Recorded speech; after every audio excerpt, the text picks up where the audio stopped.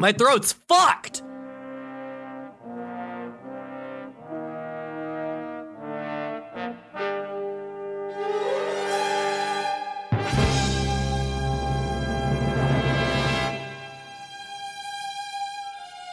It is the year 323 of the post-disaster calendar. 300 years have passed since the Calamity Wars struck the Earth sphere, who had begun moving its burgeoning population into gigantic orbiting space colonies, Mars, and even Jupiter. A new home for mankind where people are born, and raised, and podcast.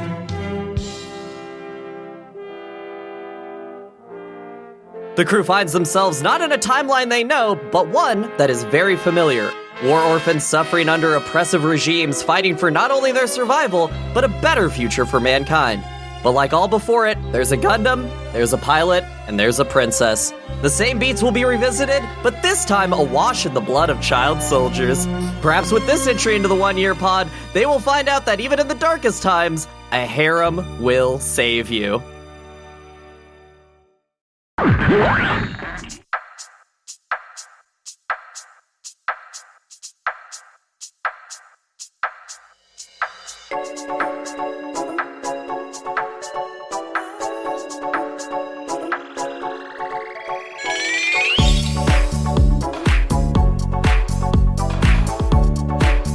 I've never betrayed anyone in my entire life.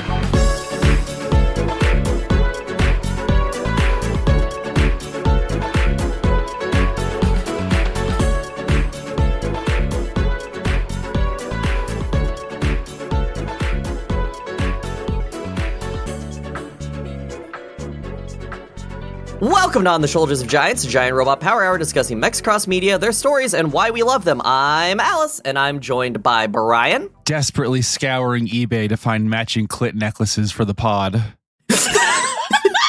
Sorry. Nico. Oh, it's okay to kill guilty children, right? And joining us for this episode in the post-disaster calendar, we have Faye. Hi, I'm going to get my third whisker because I'm just built differently than all you bitches. This time around, we're going to learn that, actually, violently seizing the means of production and killing the masters that control you is the answer. The problem is when the people doing that are literal children. Mobile Suit Gundam, Iron-Blooded Orphans, Season 1. Let's launch into it.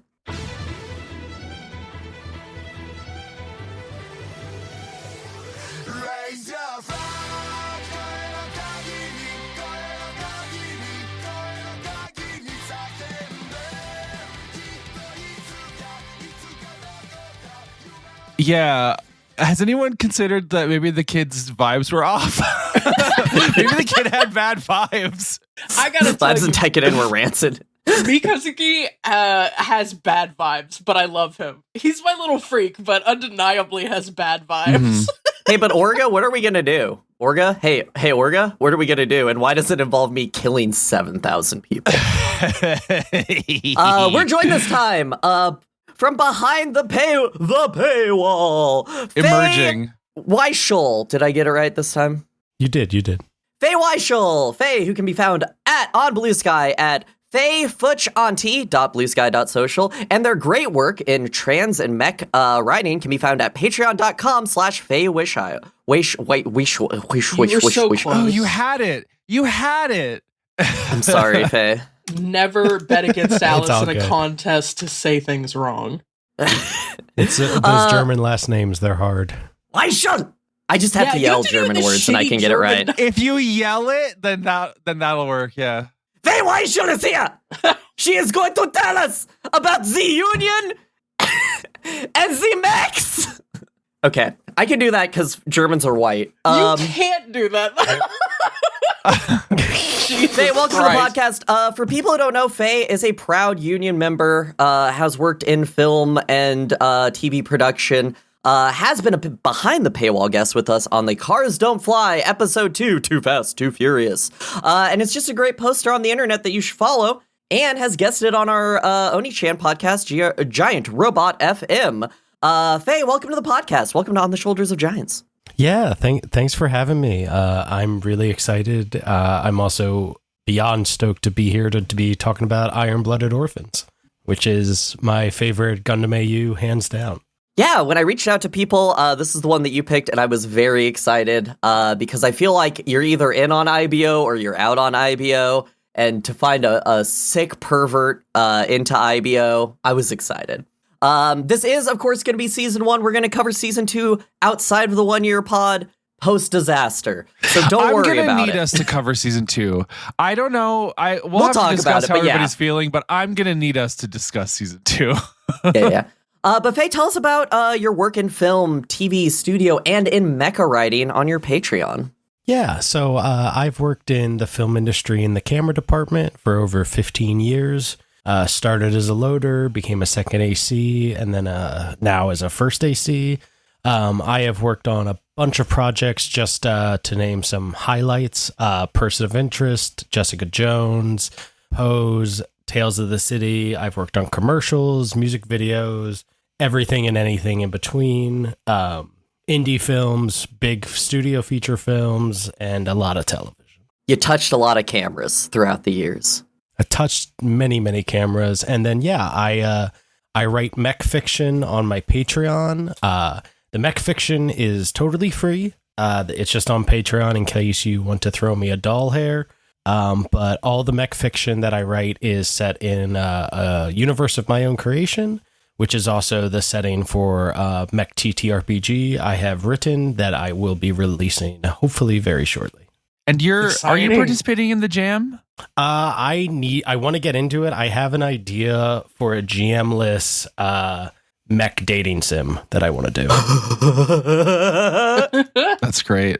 So Faye, this is your first time on the podcast, which means I have brought you into the interrogation room. I have turned the light over you.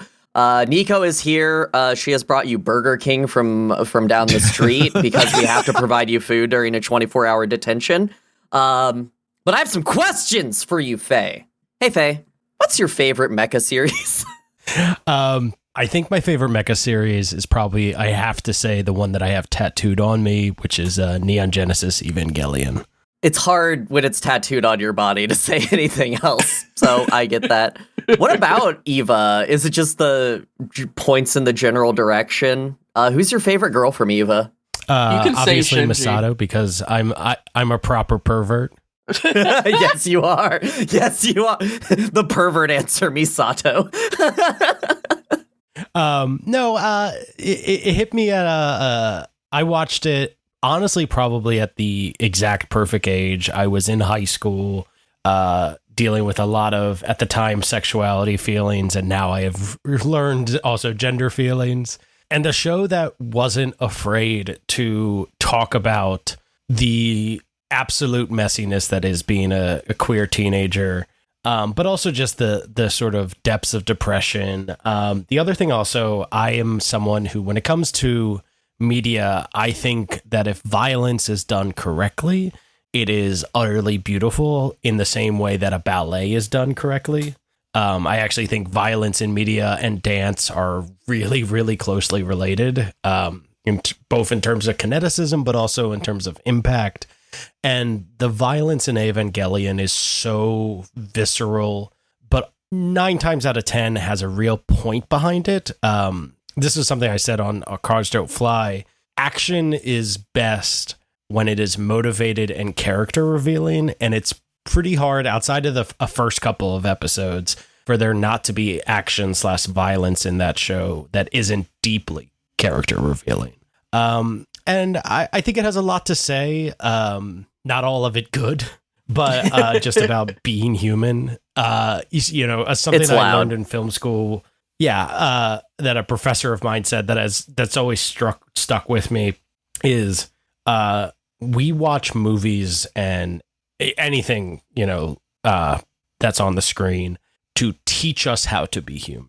And I think there's something about Ava, its look at the human condition, warts and all, is really, really beautiful. And it's also something that actually I think there's a lot of similarities, ironically, in that reflect that in IBO as well. No, I really like what you had to say about violence and kineticism. Yeah, And it's definitely applicable here because so much of the show is about how do you move when you do violence, which is really cool. Yes, a lot of it is how you're moving in battle as a sword wielder in this show with guns. My next question, and the interrogation is still going. I've now put my loaded gun on the table, sort of pointed in your direction, but a little to the side for legal reasons. But you know the implied threat here. So it all evens out. Listen, you give me some chicken fingers, I'll tell you where the bodies are. All right, let me dig around this bag. Can it be those weird chicken fries that they do? Anyway, pretty good. Well, Nico's those going are to go get really those. Good. I like those a lot. It's good protein.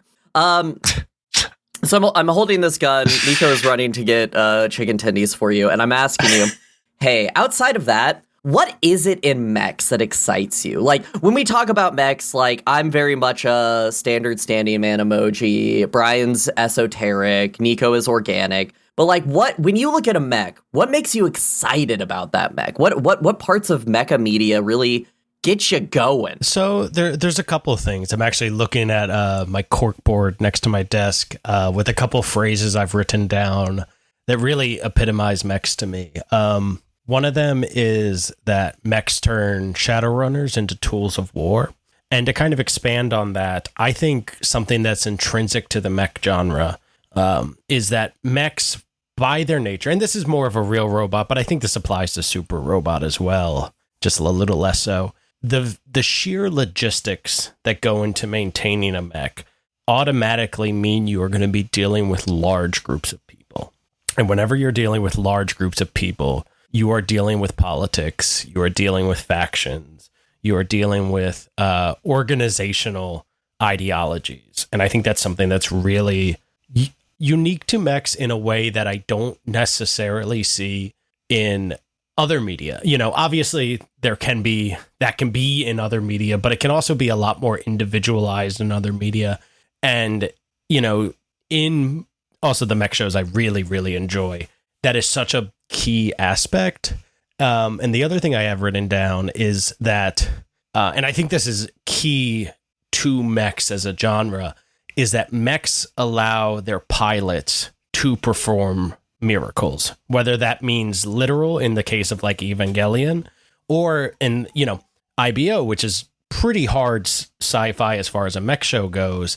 They're able to do things that no one thought was possible. And yes. I think that's something that's really intrinsic to the mech media, regardless of, and like, that's also, I think sometimes that can also go into military science fiction, you know, where maybe there isn't a mech, like in, you know, in a giant robot sense, but there's a special weapon or a special vehicle or something, or sometimes it's just a squad. You know, I think back to Metal Gear Solid 4, the whole Patriot system with the nanobots and the way the squads move in that. You know, yes, there are mechs in Metal Gear Solid, but that allows that squad to do things that are otherwise be impossible. And I think that's a really intrinsic, like, if you're doing mech media right, you will have moments like that. Not the whole time, because if it's happening all the time, it's not special anymore. Well, unfortunately, we didn't get the confession, and we do have to release you, but you've been released right back into the cockpit because we now have to record a podcast about Iron-Blooded Orphans. Thank you for the interrogation, Faye. That's right. Jack in. Let's go. How many hairs does everybody have on their back? I got one, and I cried like a bitch. I got one, but it never becomes relevant until fairly late in the series, like right before I'm gonna die. I don't have any. I'm the princess that considers getting one for approximately 10 minutes before Orga says, actually, it hurts really bad. And then she's like, never mind. That's me. Actually, people die really quickly here when they get those. And she said, I wear have white another gloves. way to fight. Doesn't show us for like 20 episodes. I definitely have two whiskers. I got one forcibly installed, and then I went, wait, I can protect my friends, and I got a second one. You can just protect your friends and get a second one. Everybody knows this. Okay, so let's talk about the production facts of Iron-Blooded Orphans. Yeah, please, lay it on me. This was produced in 2014 by, wait for it, Sunrise! The length of the media, Season 1 is 25 episodes at 24 minutes. This is a return to, this is before Gundam started doing non-50 episode series. There is a compilation film of this, but when I thought of IBO, those films cut so much of what makes IBO great. Kind of when Mobile Suit Gundam, like when I was like, you're missing a lot of like good filler. The filler in IBO is what makes it interesting. So we couldn't watch those compilation films. I would even say that it just doesn't have any. I don't think there's anything you could successfully cut from this that wouldn't significantly detract from like how full it feels. I would agree with that completely. No! What? No. I'm gonna kill you. She's perfect, and she's gonna have her revolution. We're gonna talk about this now because I'm gonna fist fight Nico. It's my heel turn. I've become a misogynist. I feel like you do this every now and then, and every single time I fucking hate you for it. Yeah, but it's two in a row, and I can't handle it, so we're not doing this. Atra's a secret sicko. She grew on me in the second half, I'm not gonna lie. She grew on me since the moment I met her, and I would die for her. She has so hair that jot looks that like shit Neko down. Mimi, Alice. We all knew why you logged in. No, I logged in. Okay. Alice, is this a franchise? Is this part of a franchise? Yes, this is part of the Gundam franchise. Yeah. However, this is our first time outside of the Universal Century. Yeah. So up until this point, we've only covered the Universal Century, so one continuous timeline. This is our first time in what you would call an AU, the post-disaster one. You might notice pretty quickly that Gundams be the same in AUs. Gundams be Gundams. Almost like a Gundam has to be a Gundam. Yeah, but I have very different feelings about it. We'll get into that. This is directed by Tatsuyuki Nagai, who did Toradora, Enohana, A Certain Scientific Railgun, the anime movie The Anthem of the Heart. He did a bunch of shit. And the writer for this was Mary Okada. A woman wrote a Gundam! Yay, women! Oh, I was just saying, I'm pretty sure this is the first Gundam where the head writer was a woman and did the story composition and everything. This is the first time. Women writers. But she is the series composition one, which is the person who kind of sets the tone. I didn't write it down, but the character design was by Yu Ito. Talk about character design now, Faye.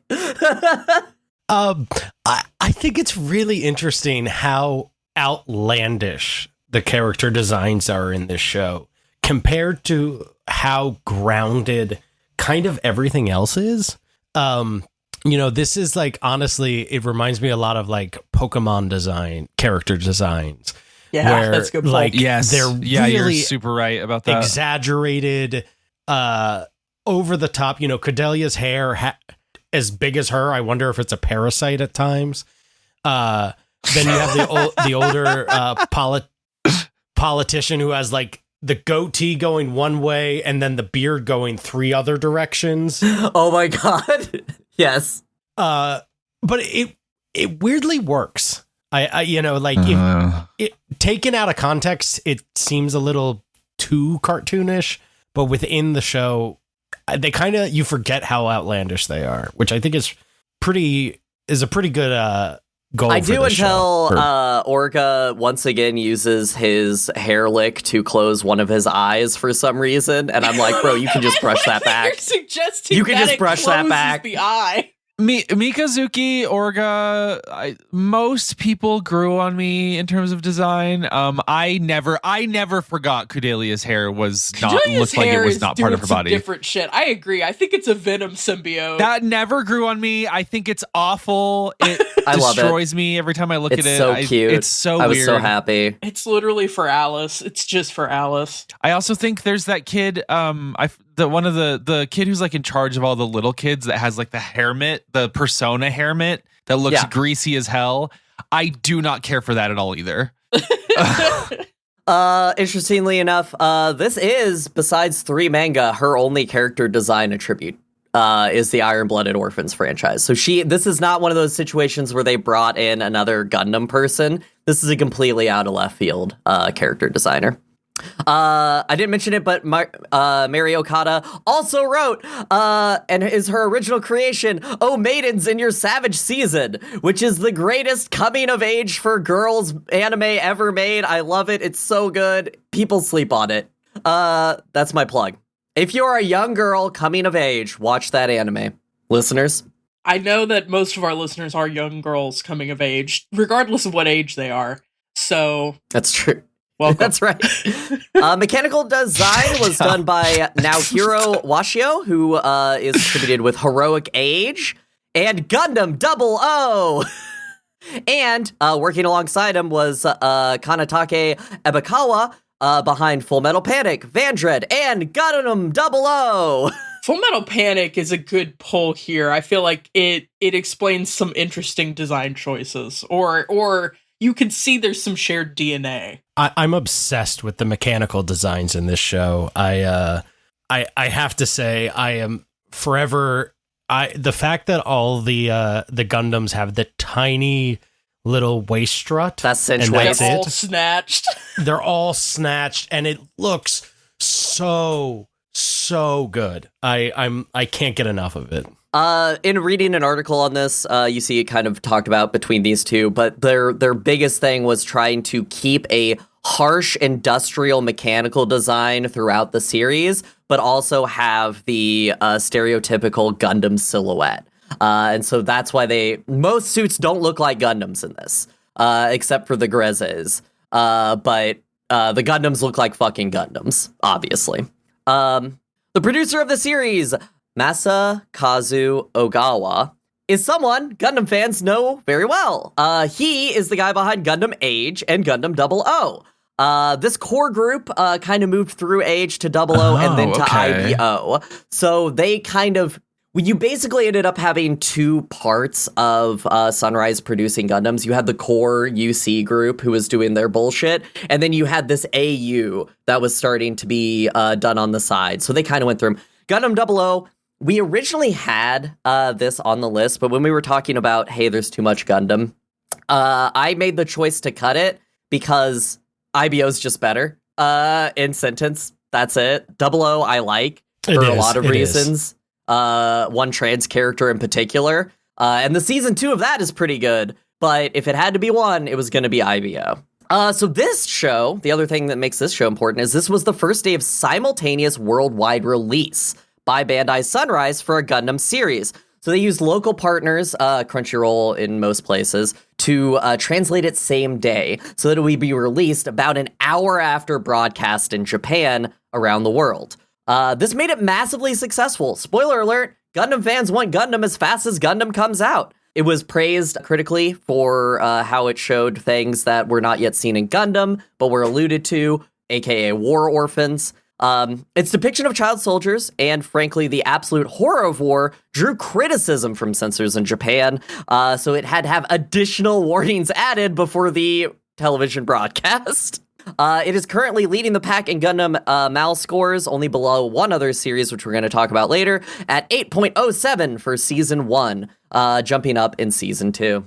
Most importantly, this also spawned a mobile game, Mobile Suit Gundam Iron-Blooded Orphans G, with the story plotline, The Erder Hunt.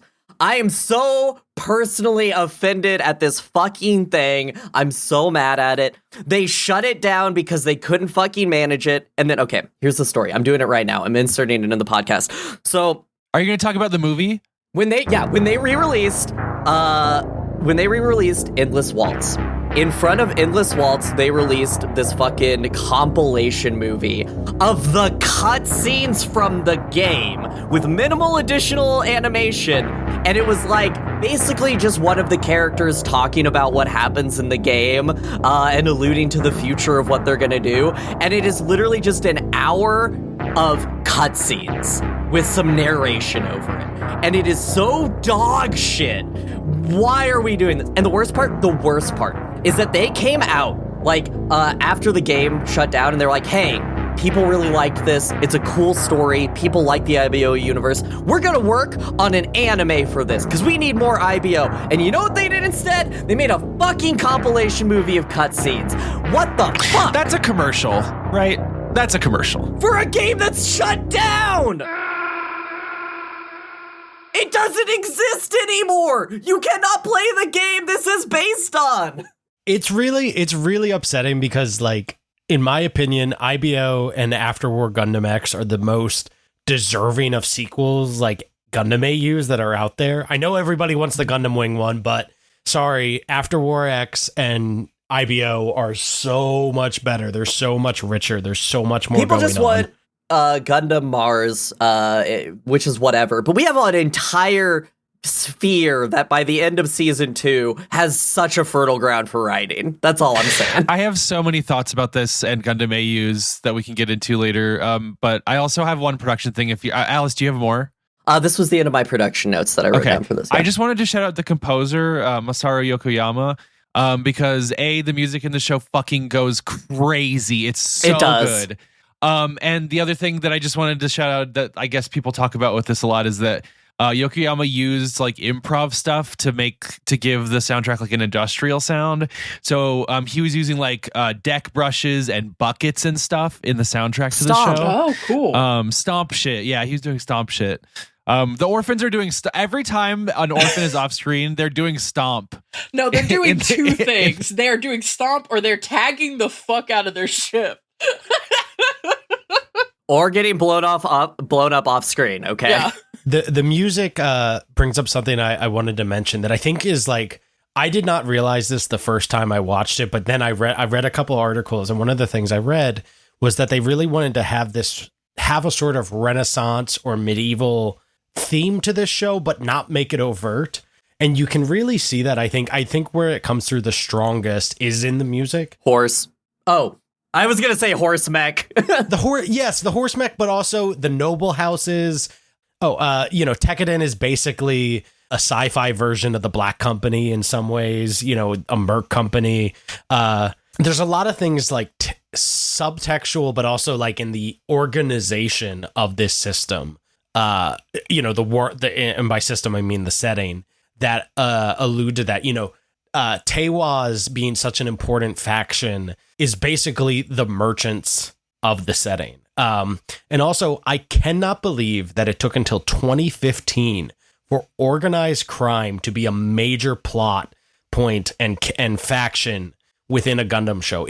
It boggles my mind that it took that long. Yeah, I think previously the air was sucked out of the room for that by Anaheim, because there were series where they were just starting to get into how corrupt corporations could be. I think it's taken some wind up to get through. Okay, governments can suck, corporations can suck. Anybody heard of organized crime? I think that's a great point. And then I think the other thing that happened is, as we're talking about with AUs, like I think we've seen an arc where the Universal Century becomes less interested in telling stories about different like things that can happen in society and more interested in telling stories about how we're in the UC and we need to be talking about how we're talking about the UC, and it sort of slowly spirals from there. And so like it would have been difficult to introduce new elements. If only there were an opportunity for someone to say like make a movie that like freed the UC from all of that stuff and like it was coherent or something. Don't know anything about that. What did you guys know about Iron-Blooded Orphans before we covered it, Brian? Yeah, so this one's interesting for me a little bit because I did actually try to watch this a couple years ago. I got through, I believe, like between 10 and 13-ish episodes. And it didn't really grab me. I think the biggest problem I was having with it was I do not care for the character design. I still am not in a great place with it. But having to watch it helped a lot to like kind of make me pay attention. And I will say at the very least, even though I'm still in a rough spot with the visuals, this was so good. I've been dying to say it. I really love the show. It was so good. Nico, what about you? So I only knew two things. I knew the title. I had heard the phrase Iron-Blooded Orphans before, and I was kind of like, okay, because it does kind of just sound like super #gritty. And then I knew that it was a more recent Gundam. And so like my perception of it in popular culture was like, oh, they're taking another run at Gundam. but I didn't really have any context for what that meant. That was just kind of like the people in my circle who knew about these things. That's what they would say about it. It's just like, oh yeah, they're doing something more recent over here, which is crazy to think about because now it's like 10 years old. Time is relentless and it always marches forward. Yeah, there's been like 17 new Gundam properties since this, including G-Quux. But still in my brain, the same way that gas is pegged at $1.47, this is the Pegged? newer Gundam. Pegged. Pegged. Yeah, all right. Pegged, all right. I pegged. said pegged on the queer podcast. It's over. We're a queer podcast. Hey, what did you know about Iron-Blooded Orphans before I asked you to come on our podcast to talk about it? Quite a lot, actually. To be honest, this I kind of stopped watching mech media for a long time after I got out of high school, just college and all that. So this was actually my intro back, not only into Gundam but back into mechs. I did not watch this when it was simulcast, but I watched it very shortly after because when I watched it, the dub didn't even exist yet for this. And honestly, this show plus a couple others, I watched this and was like, oh, you know what? I need to go back and watch OG Gundam because this show and others got me. I was like, I need to make my own mech game because I just got so this show was so captivating to me for a lot of different reasons. Some things that happened in the second season that I won't mention. But things that happened in this season that I was like, holy shit, they made a mech show that basically couldn't be more tailored to my interests. In terms of the subject matter, but also in terms of how it depicted things like the way violence was used and all that. And like Brian said, I am obsessed with the score to this show. It's one I listen to all the time when I'm writing. I have a playlist that has all the OPs of this show, and they are all bangers. Raise your flag! No, they're all bangers. It's in my workout playlist, the Raise Your Flag one. Couple of different OPs. It's so hype. Yeah. What did I know before we were covering it? I've seen this once before, and I played a mobile game based on it. Yeah, I was about to say you've got mobile game trauma. Yeah, this is one of those okay, for me when I'm thinking of Gundam, there's like 3 tiers. There's the Gundam that cannot stop rotating in my mind, like Unicorn and 0083. And then MS Igloo is also up there. Don't ask me why. And then at the bottom, you have the dog shit Gundam that we don't need to talk about or ever interact with ever. It's mostly Seed. There's a lot of Seed on the floor. We are going to interact with Seed. Yeah, you literally are making us interact with Seed. Oh, my condolences to you all. We've got to do it. It has to happen. Mention that too has said something to that effect. I'm so afraid. I tried to watch it and I was like, this is so... I couldn't. I just could not get through it. This shit is so ass, panel. It's grind. The character design in this is ugly to me, but at least it's like remarkable. The character design I've seen in Seed is like weird in a way that I don't even want to like digest. It's like a different bad. I don't know. Anyway, sorry. Wait till you see it animated. It's so good in motion, guys. But there's a kind of a middle tier for me, which is Gundam that I watched. I don't own any kits of, but I'm not actively hating against. And IBO is one of those, I will admit, after this rewatch, I bought a certain kit on eBay. But besides that, it's not really firing my loins, if you know what I mean. This was never one. I think it's great. I think when I recommend Gundam to people, this is in the dialogue of hey, you want the gritty one? I got Dead Orphans. I would say it's a nice one because I guess I shouldn't speak for the second half of it because I haven't seen that, but I would say this is a good recommend. If you don't, the UC is like such an impenetrable mess, I think, to a lot of people who haven't watched any Gundam. This is a good way to watch a 50-episode Gundam show that is coherent, wing, and has Gundam things to offer that can get you in. I feel like this would be a great first one. Yeah, and knowing what we see, even season 1, it has a fully encapsulated story with characters that you see through to the end. Talk about a fully encapsulated story. I think this is just masterfully plotted. I don't know. We'll talk about it. But yeah, when it's a Gundam that I keep in my pocket when I'm like, hey, we can talk about it. Oh, yeah. What is that? They just turned on the cam, and that is the Barbatos Master Grade. Oh shit! That's that sick. kid's sick. I love it. That is sick. Yeah, God. I do quite like the Barbatos. Oh, the Barbatos is so Barbatos, not Barbados. Oh man, the cool part of that master grade for the Barbatos is you get the Gundam frame just kind of as part of that, and it's actually pretty sick of a design. I'm kind of obsessed with it. It's crazy. I have not built it yet because I started to build it and I was like, I'm not at the level I need to be to do this correctly. This is a great looking kit. I'm like looking at like pictures of it. It's a great looking kit. Of the master grades, it's usually it's up there with the Sinanju of like master grades people recommend. Anyway, so that's what we all knew before we were going to cover it. And now at 46 minutes into the podcast, let me give you a synopsis. 300 years after the Calamity War, we still haven't solved the endless suffering of the underclass. On the terraformed Mars, people live under the crushing economic influence of Earth and its 4 super economic blocks. Here on Mars, Chris Guard Security, a PMC working there, hires war orphans and buys human debris, implanting them all with the Alea Vagina system.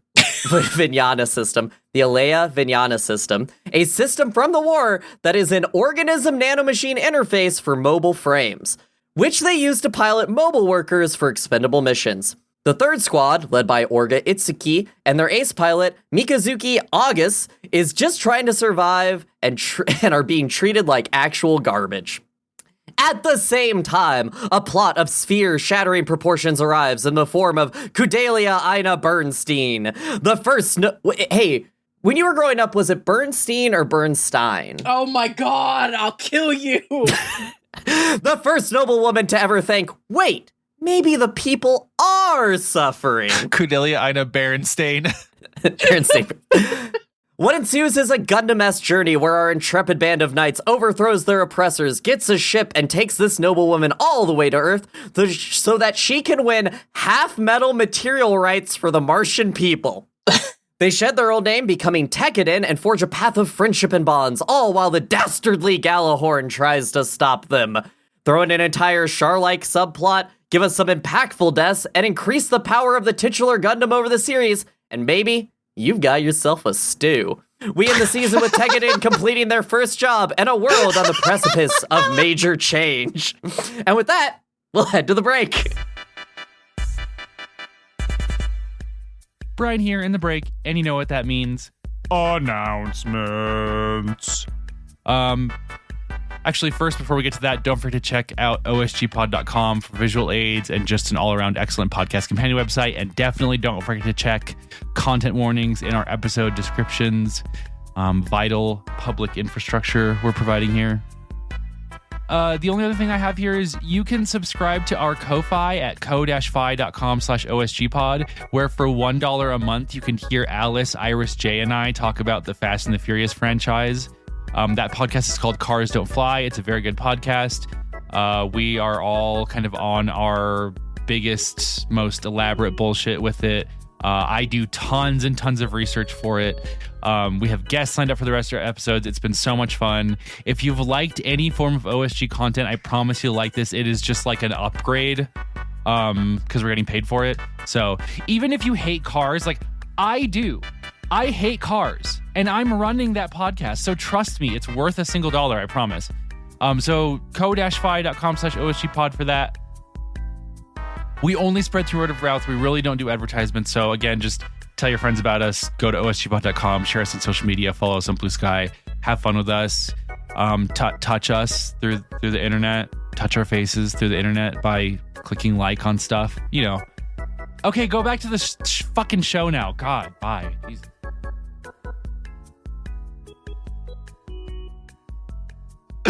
Orphan soup.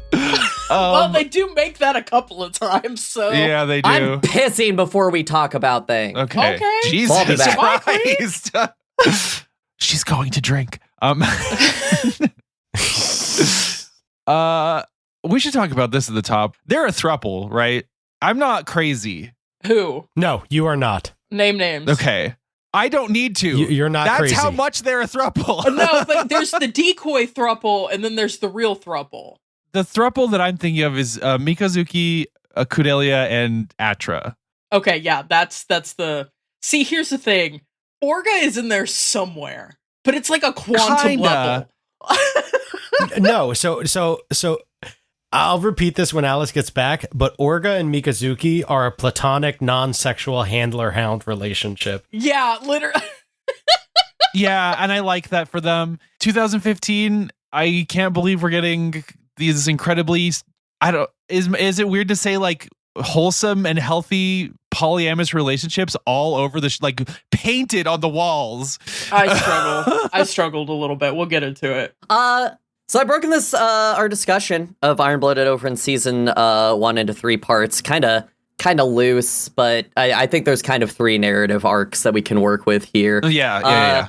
Question up at the top: does anybody know the name of the tapestry that they reference for the Vision of Hope? Anybody? Absolutely not. I didn't know that was real. No. Is the it? Tapestry? I thought it was You a mean painting. The painting in the book? Because it seemed Yeah. like an anime version of Victory Leading the People from the French Revolution. Yeah, that's kind of what I thought too. That was Hope leading the people. Thank you. No. No, I couldn't find anything on this. I thought it was real, and when I looked, I was like, "Oh, that's real. not." It's from anime. It's clearly anime though. Like it looks like it's anime. Okay, in Unicorn we had real tapestries. That's not even a The lions aren't anime in that tapestry. Every day of my life, Alice says words to me. No, I wondered about that though. If it was like based on a real one. So I'll give the pretext of part 1, and then I think it would behoove us to just talk about the cast of characters. Oh, yes. Which is kind of the juice of this series. So, part 1. The war orphans and human debris of the CGS's 3rd Squad are caught in the crosshairs of a plot to stop an uprising led by a charismatic white woman. They survive using a Gundam and lead a coup of their company, who had them under indentured servitude. As they change their name to Tekkadan and strike out on their own, they find that the evil organization of Gallarhorn will not let them, the thwarting of their attempted assassination, go unanswered. Eventually, our gang leaves Mars, striking out on their first mission: deliver a charismatic white woman to Earth. Okay, I need to say at the top, they are not an indentured servitude. Like, at least What do as you far mean? as human debris go, that's chattel slavery. They Oh, just no, that's own slavery, those yeah. kids. That's not Okay. like a work off your contract thing. That is, they own those children. But the rest of them have, but Alice, I think, is referring to the majority of them, which are technically they have jobs. They're not slaves. Yeah, I mean, yeah, to be fair, it is kind of a 2-type system. But I just wanted to be clear about human debris, because, yeah. So we get our valences pretty quickly of what's going on. We're on Mars, kind of different for what we're doing in Gundam. We're in a pirate military company. That's also kind of new to Gundam. But we do have our Federation equivalent in Galahorn. This is kind of going to be the oppressive monopoly that rules the whole sphere that we have to be upending, right? They're kind of keeping the status quo through their 7-star families. We'll probably explore this in the second half, but for now, all we know is they plotted to kill this woman. They sent her to CGS to get her to Earth, not expecting her to survive the day. And shit just pops off. They're calling her the most killable woman.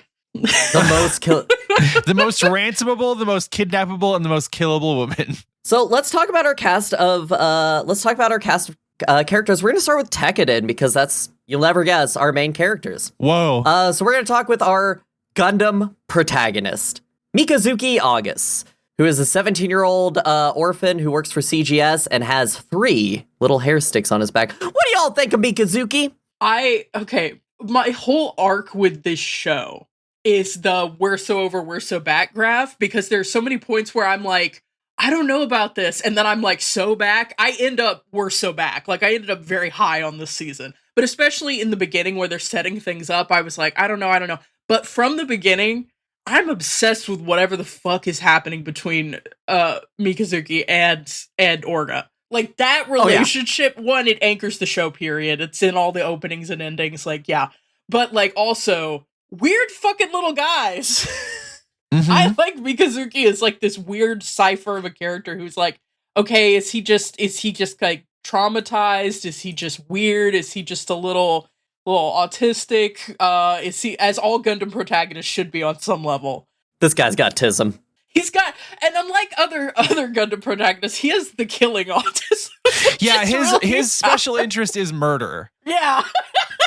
For It's sure. really good. Okay, when they like introduce him with the like, he obviously shot somebody to death in an alleyway, immediately like, no other Gundam protagonist could be this cool, except for maybe Hero. But I'm gonna say it right now, this is the better Hero. Yeah, no, Mikazuki Mog's Hero. This is sorry. Hero 2.0, 100%. Hero, but he can kiss the fucking girl.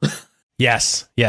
Also, Mikazuki and Orga, they have a 24/7 live-in handler-hound, non-sexual platonic relationship. Really, I will say, the way I was trying to encapsulate this, I was chatting with someone about the experience of watching this, and I'm like, I think this is the first time I've really enjoyed the relationship between a character who, even before he is on the ship, is the ship captain, who is like that character, who is the bright Noah, who is that role, and the ace. Like, the relationship between Bright Noah and Amuro through so many of the series is just like, I'm on record as being so aggravated by it constantly. This is the first time I was like, this whips, actually. I love the idea of rules. a captain who's like, this is my best weapon, and I have a specific relationship with And it. I'm gonna use it. And it is, care is important in that relationship. Like, it's really good. The hound of it all. Hey, what's next? Hey, I have to keep feeding this kid people to kill, or he might turn on me. But when Orga crashes out, because he comes in for the intervention, that was some different shit. They're on some different shit. I'm obsessed with these freaks. I love that scene when he's like, "Hey, you're my handler, but I need you to step the fuck up right now." Can you lock in? Literally, It's incredible. It's so fast, but it's Yeah. but like everybody is beating around it. Other people are trying, and then Mikazuki shows up and solves that shit in 2 minutes. That's what happens Because when he somebody knows. knows you at the root level. What other characters we got, Alice? We got Orga. So Orga is going to be our Bright. He's our captain. He's our leader. Orga has the cuntiest little hair swoop ever. Orga is 17 years old and is the most adult here, is what we have to remember about Tekkanen. Have you ever seen a guy get introduced to the concept of found family and experience self-assigned dad euphoria on a level Yeah. that has never happened before? I get to have a family? But then he still gets to have moments where he's very clearly a kid and he's very clearly new at this, and he gets to have like a relationship with like several different parent figures on his own. So such a weird line to straddle. It could get weird in so many different directions, and I think it is like almost perfect at every turn. He's such a great character. I love Orga. Orga's And when we Orga's think of commanders and Gundams that we've seen in the past, Orga is literally popped out the hatch of a mobile worker calling out orders in the field constantly. Okay. It's so underrated where he sits in the hierarchy of leaders in Gundam. I love him. He treats his command mobile worker like that thing from Metal Gear Solid 5. I forgot what it's called, but you know what I'm talking about. The thing that you ride that like trundles around. Oh, the big Mark II thing. yeah, the walker. The gecko? The walker thing. Yeah. Oh, In- that in one. 5. Yeah. Yeah. Oh, I keep thinking with Orga the Warhammer 40K meme of get closer so I can hit it with my sword. sword. The Yes. commander hanging out of the tank. Oh, Except it's get closer so I can hit it with my Mikazuki. I wanted to respond to you earlier with you saying that they wanted to give this a medieval feel. I think the music is a good way because the acoustics of the music is a good way to draw that out. The other thing that really illustrates that to me, and I think we can talk about it when we talk about the mechs, is there's no beam weapons in this. Everyone's got swords and like swords. They have lances. That's the thing. Barbatos hit me different when he did the basically the percussion hammer lance thing. When he just the first time that comes out. When he has the pile bunker. It's a The pile bunker, yeah. That's what I was looking for. The pile bunker lance. I was like, oh, we're on some different shit now. That weapon looks The first evil. episode of this show is damn near pitch perfect. Like, there's... I would say the first 2 episodes for me, I kind of put them together in my mind, episodes 1 and 2, because I feel like it's the You know what? narrative. I'm with you, Alice. I think of the 2. In a modern version of this anime, they would have aired those 2 episodes in one chunk as a 40-minute episode, is my thought on it. But we didn't have the technology in 2015 to do that. So they didn't. Alice, your point about the 2 episodes is good, because I think the first episode loses me a little bit. You just are introduced to so many characters so quickly. The second episode though is an achievement though, because I think it really manages to converge all the threads in a way that seems to make sense. You see why everyone's in the same space in that second episode, and it does really good to be like, we're going. You begin to comprehend our army of yoked teens. Speaking of our army of yoked teens, Yep. our little buff boy competition. These Little boys buff are boy. so buff, and the whiskers are an excuse for everyone. Everyone but the fat boy, we'll see later, tarps off to use your whiskers. Hold on, because Biscuit also has huge arms. We're love talking about Biscuit. Biscuit. We'll talk about they're all shirtless because that's how they interface with the mechs. It's always never not the funniest thing when they cut to somebody in a mobile worker without a shirt on and they're just yoked because these guys have been training every day. We cannot emphasize enough Biscuit how buff has these pretty teens big are. arms. He just wears a tank top. That's instead what of I'm going saying. shirt. Yeah, He's like that day laborer who's like really strong, but he eats hot dogs for breakfast, you know? Biscuit is the I would say the moral compass to Orga, who is trying to like be like, hey, you have a lot of people below you that you actually have to care about. But who gives a shit, because he has 2 sisters named Cookie and Cracker, and I love them. I love Cookie and Cracker so much. And then a brother named like Savathoon or something weird. Like, No, that's the thing that's killing me. His name is Severin. But I keep hearing Severian, like Book of the New Severian Sun. from And I'm Book of like, the New Sun. Oh my god! He's got Yeah, like so a did fucking I. fantasy ass name, and then his siblings in order are Biscuit, Cookie, and Cracker. You Mommy can't- gave up first of after the all, first you kid. can't be. First of all, Cracker's a beautiful name for a young white girl. They don't. I love Biscuit. I love Biscuit and Orga's dynamic.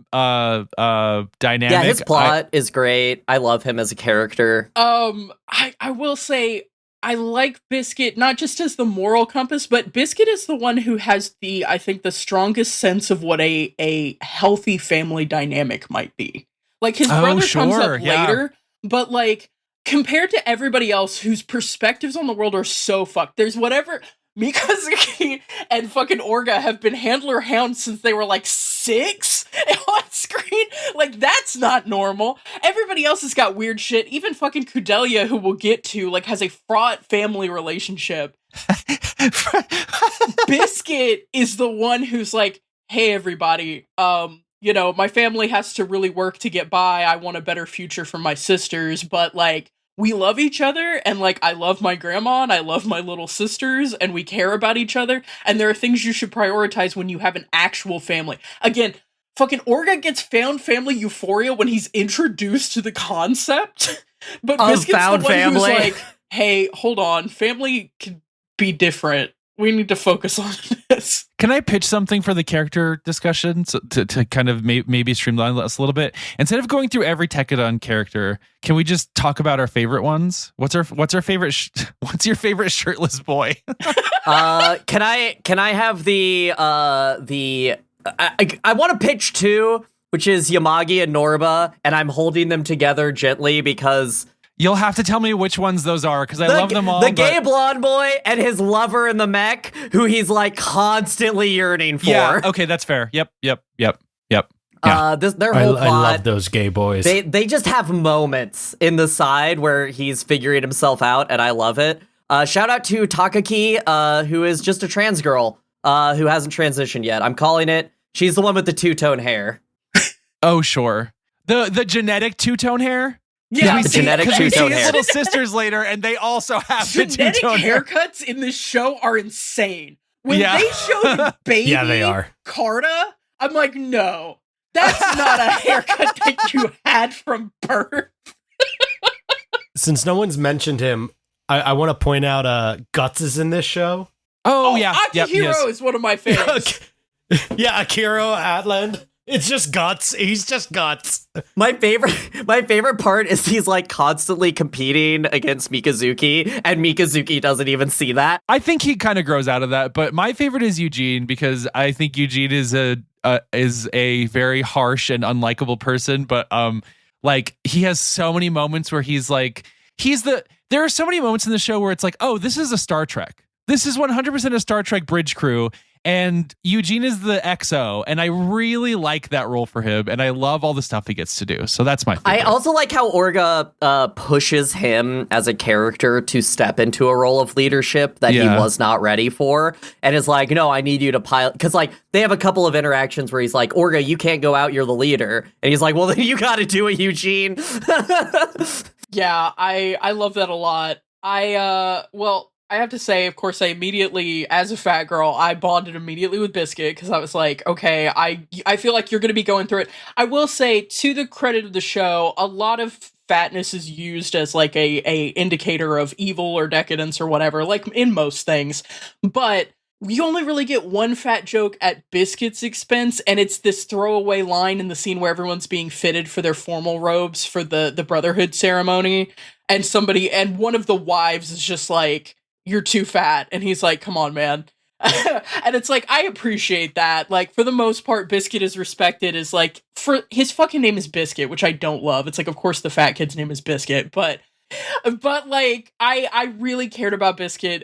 This show did violence to me in a way that really hurts. Justice for Biscuit, let's just say it. Yeah, but I will say I agree with Alice because I did immediately clock Yamagi and Norba Shino.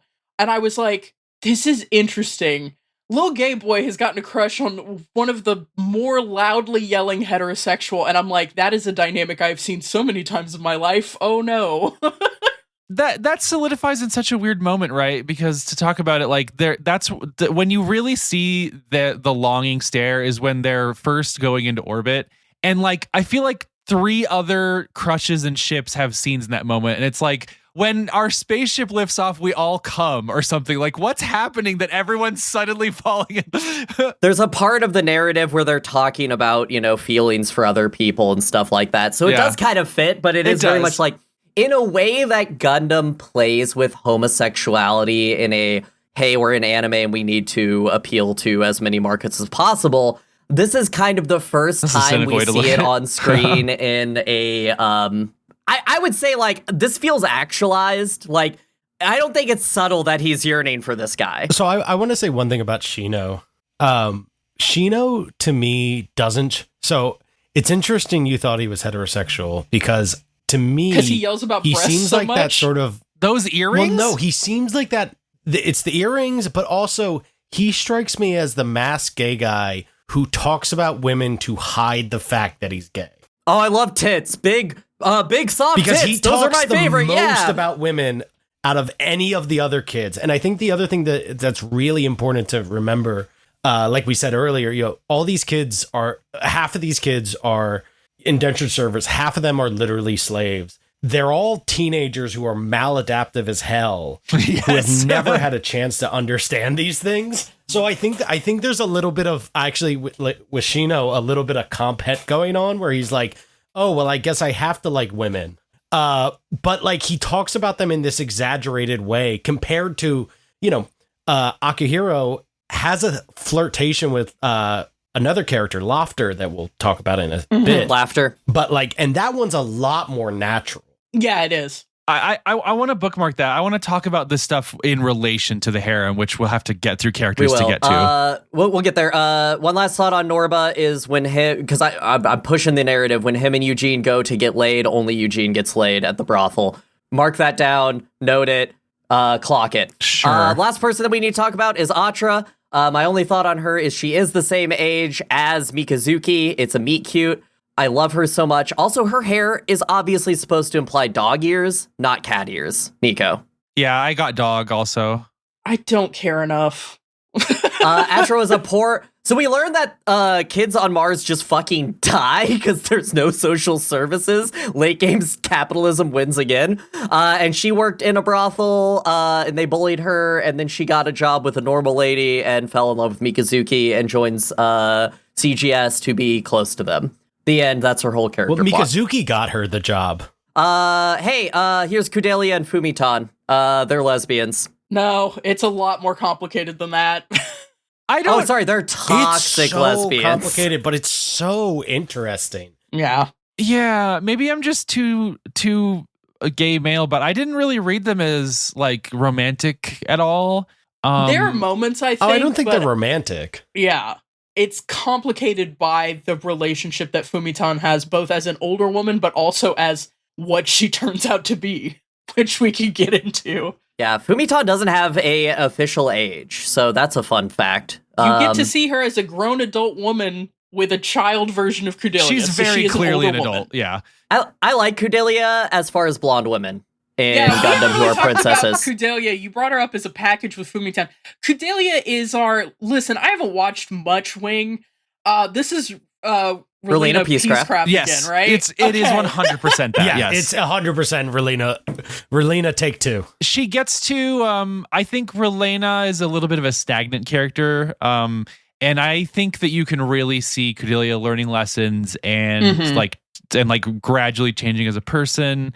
I also think that there are a lot of Cordelia moments where what the show wants to do with her seems to be very clear, but then I don't know if it lands because I think the politics are super muddled by the end of the season, and she's so wrapped up in that I'm maybe it gets clarified in the second season. I'm really not sure what she's doing at the end here, what her like role is really. But otherwise, I like her as a character and what she's like doing. So Yeah, I think her whole journey of like finding her place with these war orphans and not making it about her is such a narrative plot for her. Like to the point where Mikazuki is literally like, "It ain't about you, girl.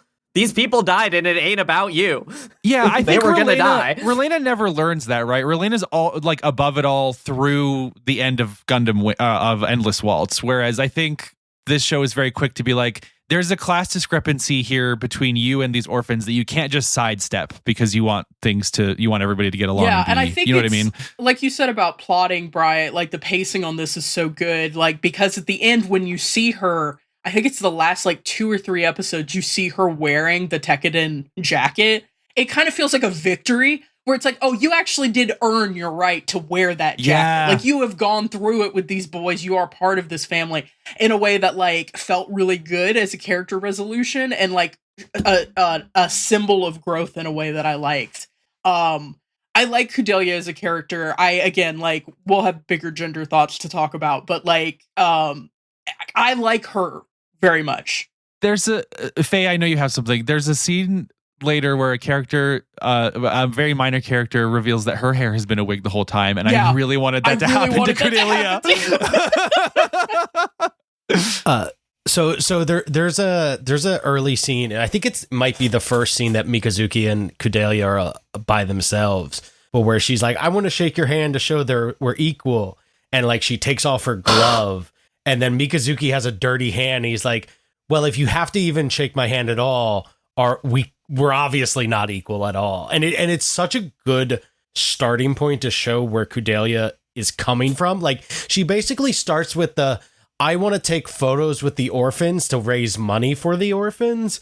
And by the end, she's like, not only is she helping feed them all, but she's also like doing medical stuff and whatnot. Like, she like you were saying, Nico, she like becomes a part of the family.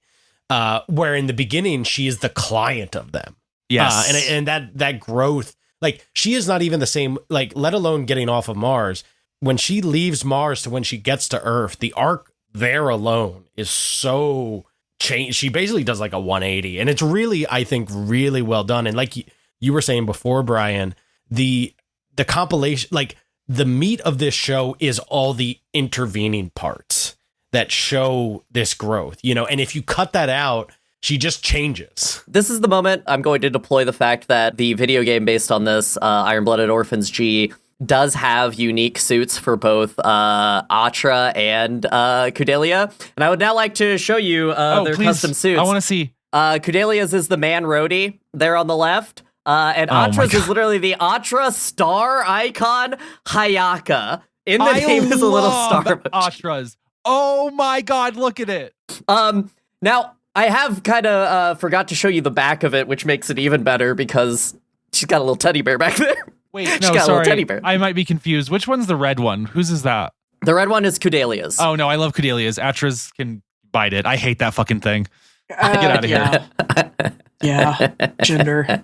Okay. I mean, gender is one thing. I just think it's corny. This is Hello Kitty. Get out of here. We're fighting a war. Me when I'm playing Lancer. Let's talk about that's the Tewaz. So Tewaz is going to be one of the criminal organizations. We're talking mostly about the Turbines, who is a harem of women and children who have been adopted by McMurdo. Or, sorry, Naze. Which, hey, side note, Crunchyroll, if you listen in English and turn on subtitles, uses AI-generated subtitles. Don't use it. But imagine you're a hard-of-hearing person like me, and you look at the subtitles, and they keep calling him Nazi. Hey, that Nazi! God. They kept calling him Nazi. No. That's fucked. Okay. We gotta kill Crunchyroll. So who's with a everybody's hammer. favorite turban? You know mine. Well, let's just, because I know we all have, it sounds like we have conflicting thoughts about this. Can we get Faye in before we duke it out? Hey, what are your thoughts on the turbans? Turbines. I love the turbines. The turbines. I will say part of my love is very. I imagine just as a mediator, putting my hand on each side here, going. We're all I know pointing you guns. have strong feelings. Yeah, I also have guns. I have a feeling how you feel now will not be how you feel after seeing season 2. That's all I'm going to say. Yeah. Because season 1 you get a quick brushstroke, and season 2 really gets into what is going on with the turbine. Yeah, season 2 they're amazing, but just starting off, my favorite is Lofter and AZ. I love those two. They are so much fun. I feel like they were friends who dated in combat school and then decided to just stay friends. Mm-hmm. They feel like they have that we've slept with each other energy, and that they keep looking at each other. It's and she really pushes Ozzy to hey, you can be a part of this harem too. Yeah, I like that about them. You really get a sense that they all care about each other and not just Naze, which is I think one of the big turning points for it not feeling gross to me all the time. Lofter's my favorite because our first introduction is her painting her nails in a cockpit in deep space, and that's it. That's all that it takes for me to love a character. That's Alice. Yep. I'm pretty sure I have in my notes. Alice is going to say something about the space toes. The grippers out. Did you feel like the cinematography of those feet was good, Faye? Because I thought it was. I actually think it's really, in all seriousness, it's one of my favorite cockpit shots in the season 1. Because of the way it actually is very she is an ace pilot, but she's still a woman. That doesn't mean she's not. I'm just a girl in deep space. I like it also because I like cockpits, mechs as spaces. I like that it shows her she keeps toenail polish in there. Obviously, there's she has that's a space to her where she feels comfortable to do her little pampering. You know what I mean? I like that. Also, neither one of you should be clicking through this fandom wiki because there's so many spoilers for season 2. What Faye gestures to is what we get in one line towards the very end of the season where Laughter reveals that they are not actually all in a harem with Naze. He has been taking in basically women and children that have been orphaned by war that haven't found either a very lucky job that they got from another orphan convincing a manager to give them a job, or they haven't been taken in by their grandma.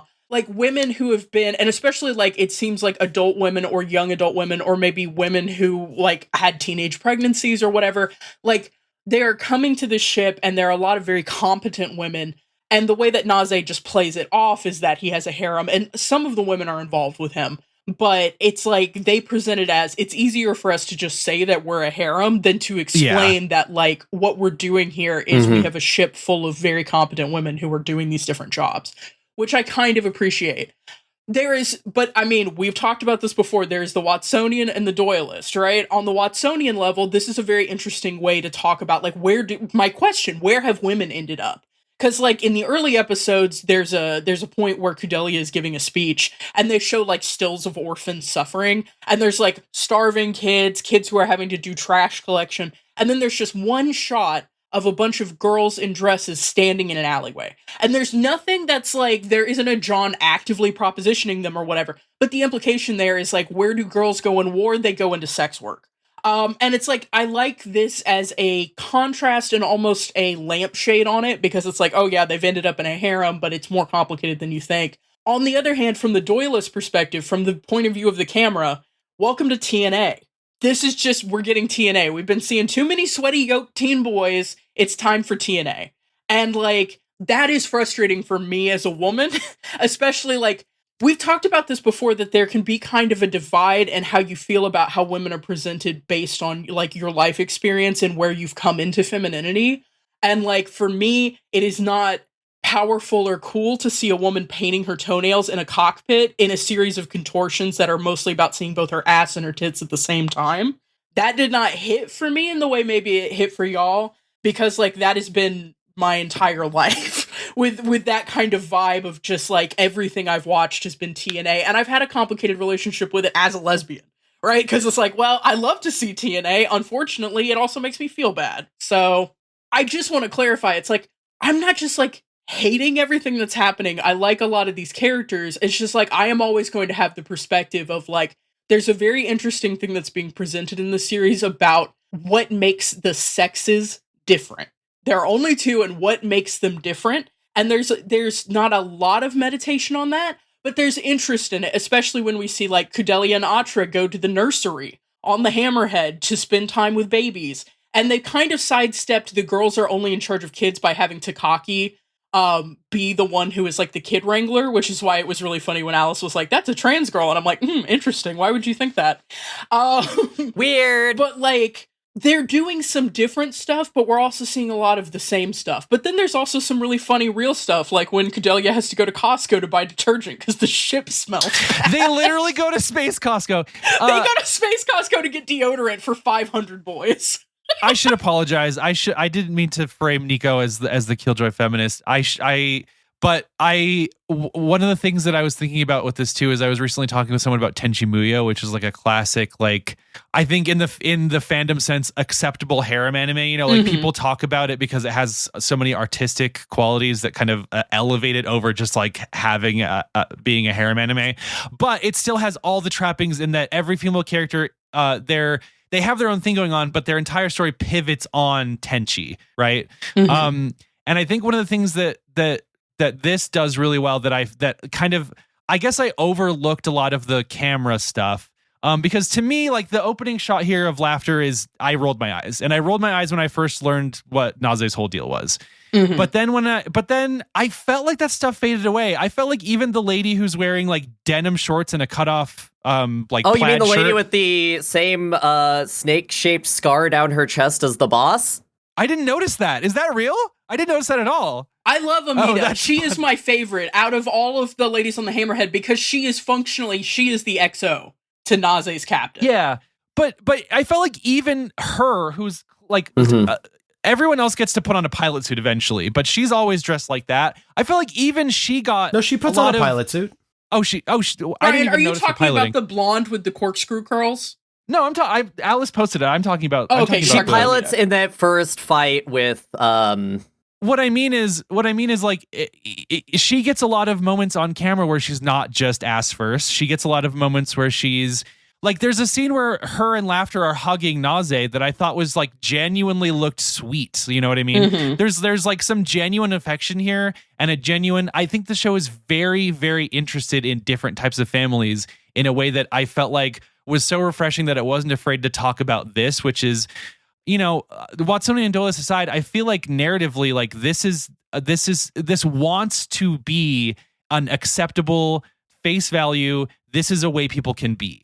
Yeah, And and I will thought say that was I really really like nice. that, and I like that Naze's situation is kind of a skeleton key for what y'all were gesturing at, which is Atra not going, "Oh, Kudelia is my rival." Atra sees this and goes, I'm "Awesome! obsessed. There's a way for me and Kudelia to get with Mika." Yes! It's Every really animation fun. is. No, This that's way. literally what happens. That's why I say that Atra is a secret sicko, because she goes, wait a minute, you can have more than, you don't have to just be married to one person. Love can be Hell yeah, multiple. hell yeah. And then you Holy start shit. getting scenes of her and Kudelia without Mikazuki having these affectionate moments, and I just think that's like, it just rules. It goes crazy. Yeah. I also, just one last thing on Naze and his harem. It feels to talk about what it looks like from an outside perspective. I think you called that Mr. Doyleism. No. Mr. We call it Mr. Doyleism. Mr. In Doyleism. this He house. dresses and looks like a pimp. He has Yeah. a ship full of scantily clad women who have kids out of wedlock. And there's a lot of, I will say, skin He tone reads like a issues. protective pimp. I really like Naze as a character because I feel like, yeah, he definitely has the protective pimp archetype, but also his role is so interesting as this just like, he's your bro who's mobbed up. And I like him throughout this show.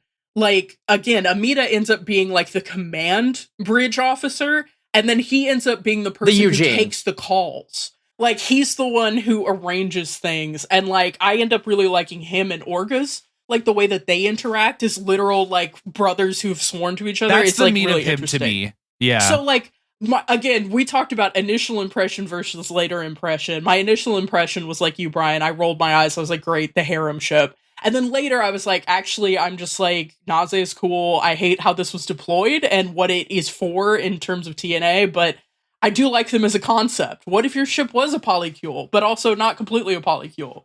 So, Nico, I want you to put a pin into your thought about how he's taken in wayward women. Just put a pin in that. Okay, boy. Oh, boy. Hold on to that thought.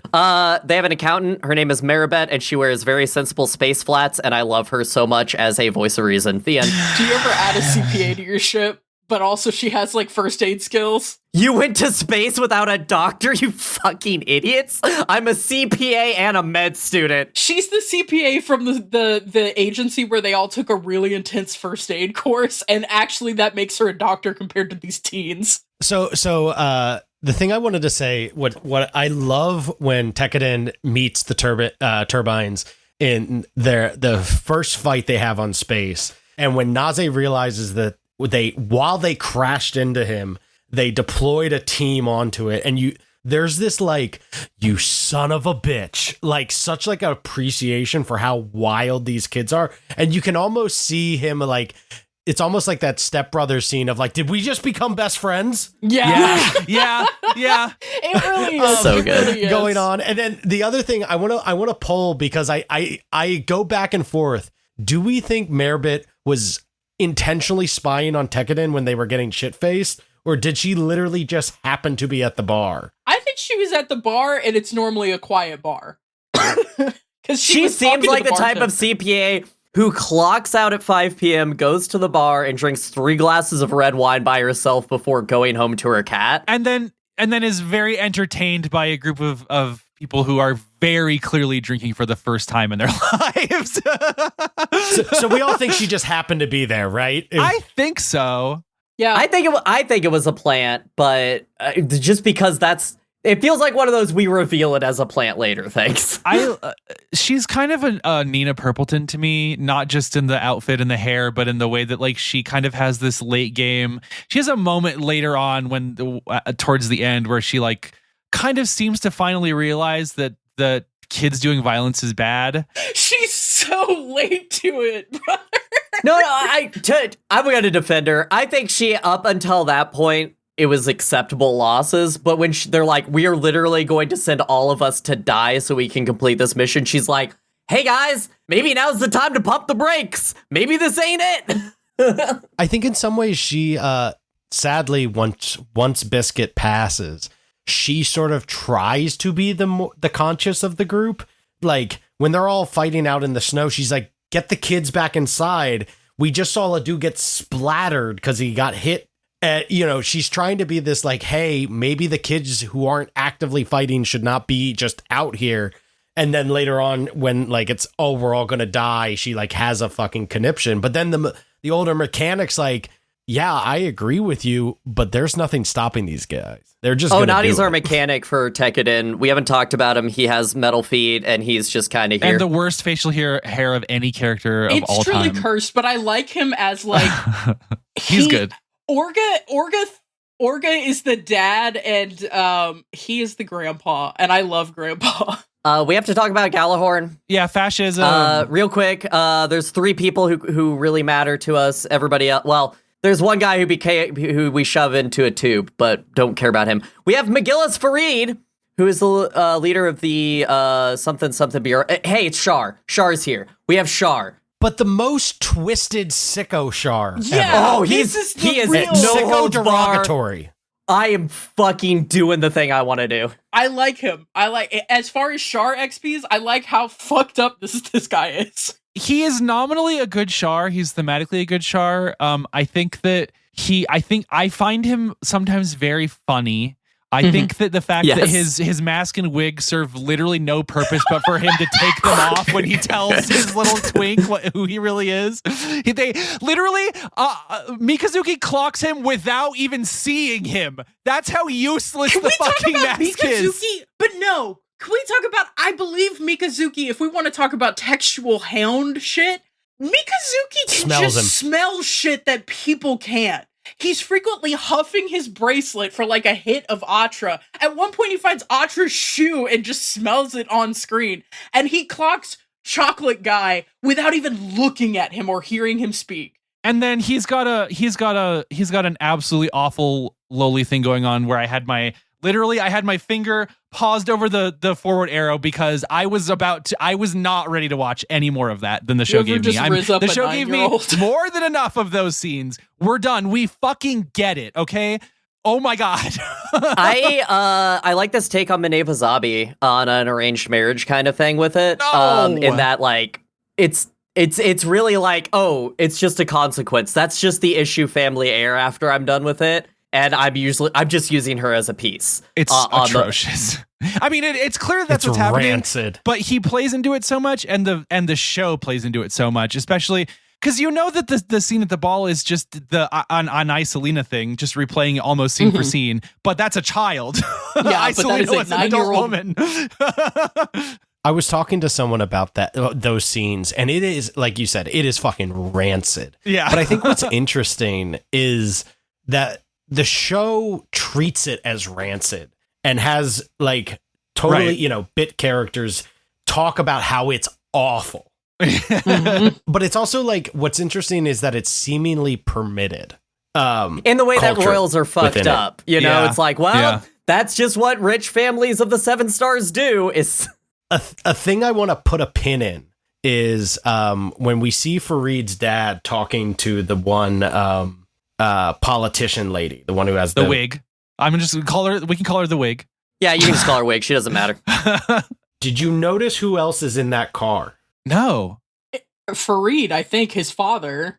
Yeah, his father, her, and there's a third person there. Oh yeah, the weird little Aryan kid. Just put a pin in that. There's a weird little Aryan kid? Yeah, there's a weird little Aryan. It's brief. Is this the theory of Bigger Luke, but there's a weird little Aryan kid hidden in each shot? You can find it every episode. Hey, there's a point later we'll talk about with Carta that was so funny because I thought it was a master race thing and then I realized it was an ex-boyfriend. I lost my mind. Yeah, here, let's talk about her. Let's just jump to her. So Carta Issue is one of the other ones. She's the leader of the Outer Earth Orbit Regulatory Joint Fleet. I can't do the rest of the speech that they do. She's a fox woman. Girl supreme. Ultimate love fail her. girl. I love her so much. I love when women have something that's wrong with them.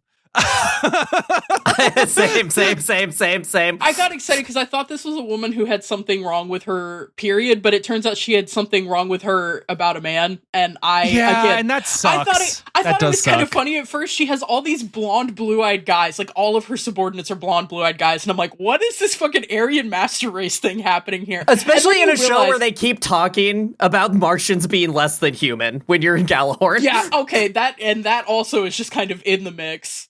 But it's like, and then you realize it's like, oh, she's just tried to surround herself with versions of McGillis.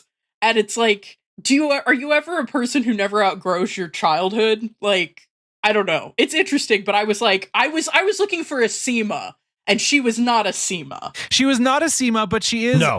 She's a Harmon. I think she absolutely, without question, has the best character design on the whole show. I'm obsessed with looking at her. She looks so cool. Again, I love her. that it's Did you from just birth. say she's Haman Karn? Yeah, that's Haman. Alice? That is, I'm gonna fight you. yeah, I'm gonna that's crazy. fight you. No, That's How crazy. dare you? Okay. How dare you impugn the Queen of Space? She's Haman Karn in Double Zeta, right? Where That's she's what I was gonna shit. say. Yeah. That's what I was gonna say. Where this is the Haman Karn that lets Glemmy Toto shit all over her. She's in that OL manga. I'll give you that. Yeah. We have our Garmin, Galileo. Hey, Our Galileo. Garmin? Our Garmin. Our Garmin Zabi. Okay, Garmin. Video speichern. Carta is Garma. Galileo is the right-hand man who gets betrayed. Any thoughts on this guy? He just exists to be the human purist racist. Well, but it's interesting, right? He's kind of like my favorite he's my favorite fascist to like kind of like unbox and like and like dissect and like look inside his weird little tissues, because he's like so he gets to be one of the things that makes Gjallarhorn not just like another like flat on its face empty zombie echo. Yeah. Mm-hmm. Because he's the one who has to wrestle with that ideology because of what he does to Ein, right? Mm-hmm. And he's also he's also like he's got this weird obsessive bent. Like he's got a lot of dimensionality to his character that isn't like all on screen, but really serves well to motivate his crash out at the end. He also has the weirdest, and I think probably one of the better Gundams, I think, in the show is his weird little horse Gundam. Yeah. Okay, well, that's the characters. I'm going to do a more truncated version of the going through it to keep us on time. So since we know our characters and we kind of know the general plot, which is we get a white woman down to Earth, we'll just go through the parts and just talk about what highlights we found. So in this first portion, before we are really leaving Mars, the thing that I want to talk about is how brutal this is compared to other Gundams. They're literally laying landmines as children, and then there's a point where when Gjallarhorn attacks, they start sniping people. I don't know if we've seen this level of brutality in a Gundam, especially Mikazuki goes and fucking executes a guy in his face. That shit rules. I'm cheering. It's so good, but holy fuck, we're just killing people. There are with incredible guns. the show because they want to draw Mikazuki so sharply, and I think they win at this. The show will not hesitate to murk a dude on screen immediately. I think that is such a good like action thing. I will say this straddles a line for me between it's good to see people actually die on screen in Gundam, because that's supposed to be so much of Gundam is grappling with the horror of war that we don't see, because it's also doing Big Zam. It's also doing like weird sci-fi shit, right? Like it's also doing just like all of this other stuff. And Mechs, to a certain extent, they like outsource the violence to the Mechs, right? And you watch them break. But I like two things about this show. One, not all of the violence is outsourced to the Mechs. And two, when the Mechs are killed, these Mechs bleed blood. I know it's like oil or whatever. These Mechs, when they get bodied, red fluid comes out.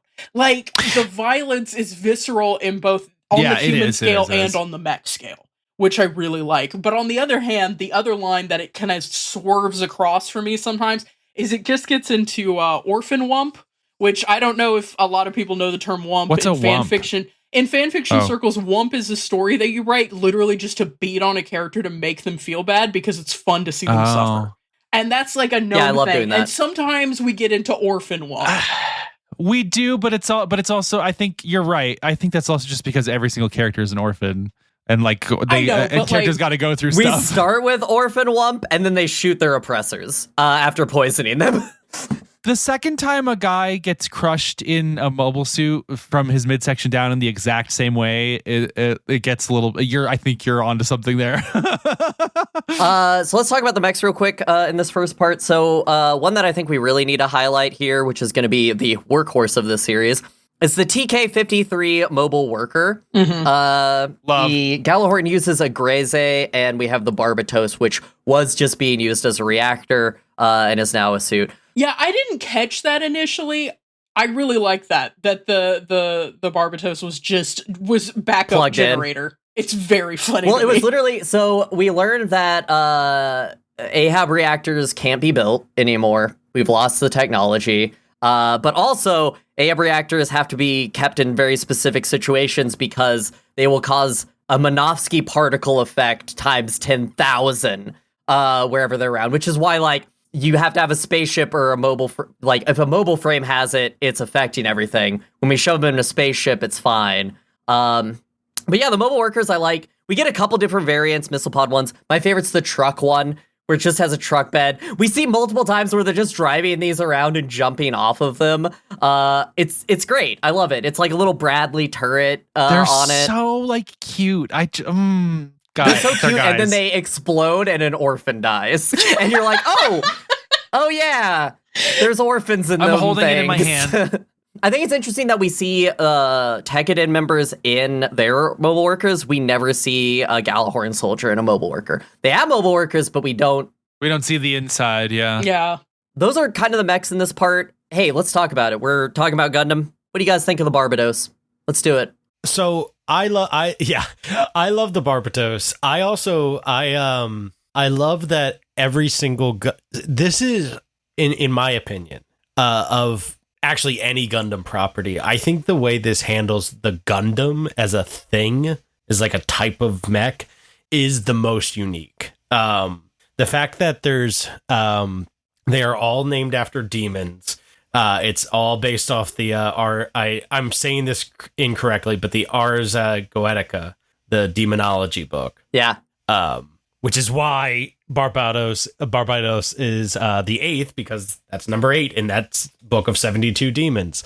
You can actually see when it gets booted up, you can see the sigil on the boot up screen. But the fact that these things are not only inherently like powerful machines, they are dangerous to the pilot inherently. I forget which. We see someone besides Mikazuki try to connect to it at some point, and it almost fries their fucking brain. Yeah. And then later on, Mikazuki makes more or less a pact with it and go like, one, the Barbatos is a thing. It is. I don't know if it's alive, but it is a thing unto itself. Mikazuki talks to it frequently. And then we find out when he asks for more power from it that he loses one of his arms. He can't use his arm anymore, but when he is connected to the Gundam, he gets it back. Which is just such a... he's like a space warlock in that way, right? Like that's the read. It's so cool. Yeah.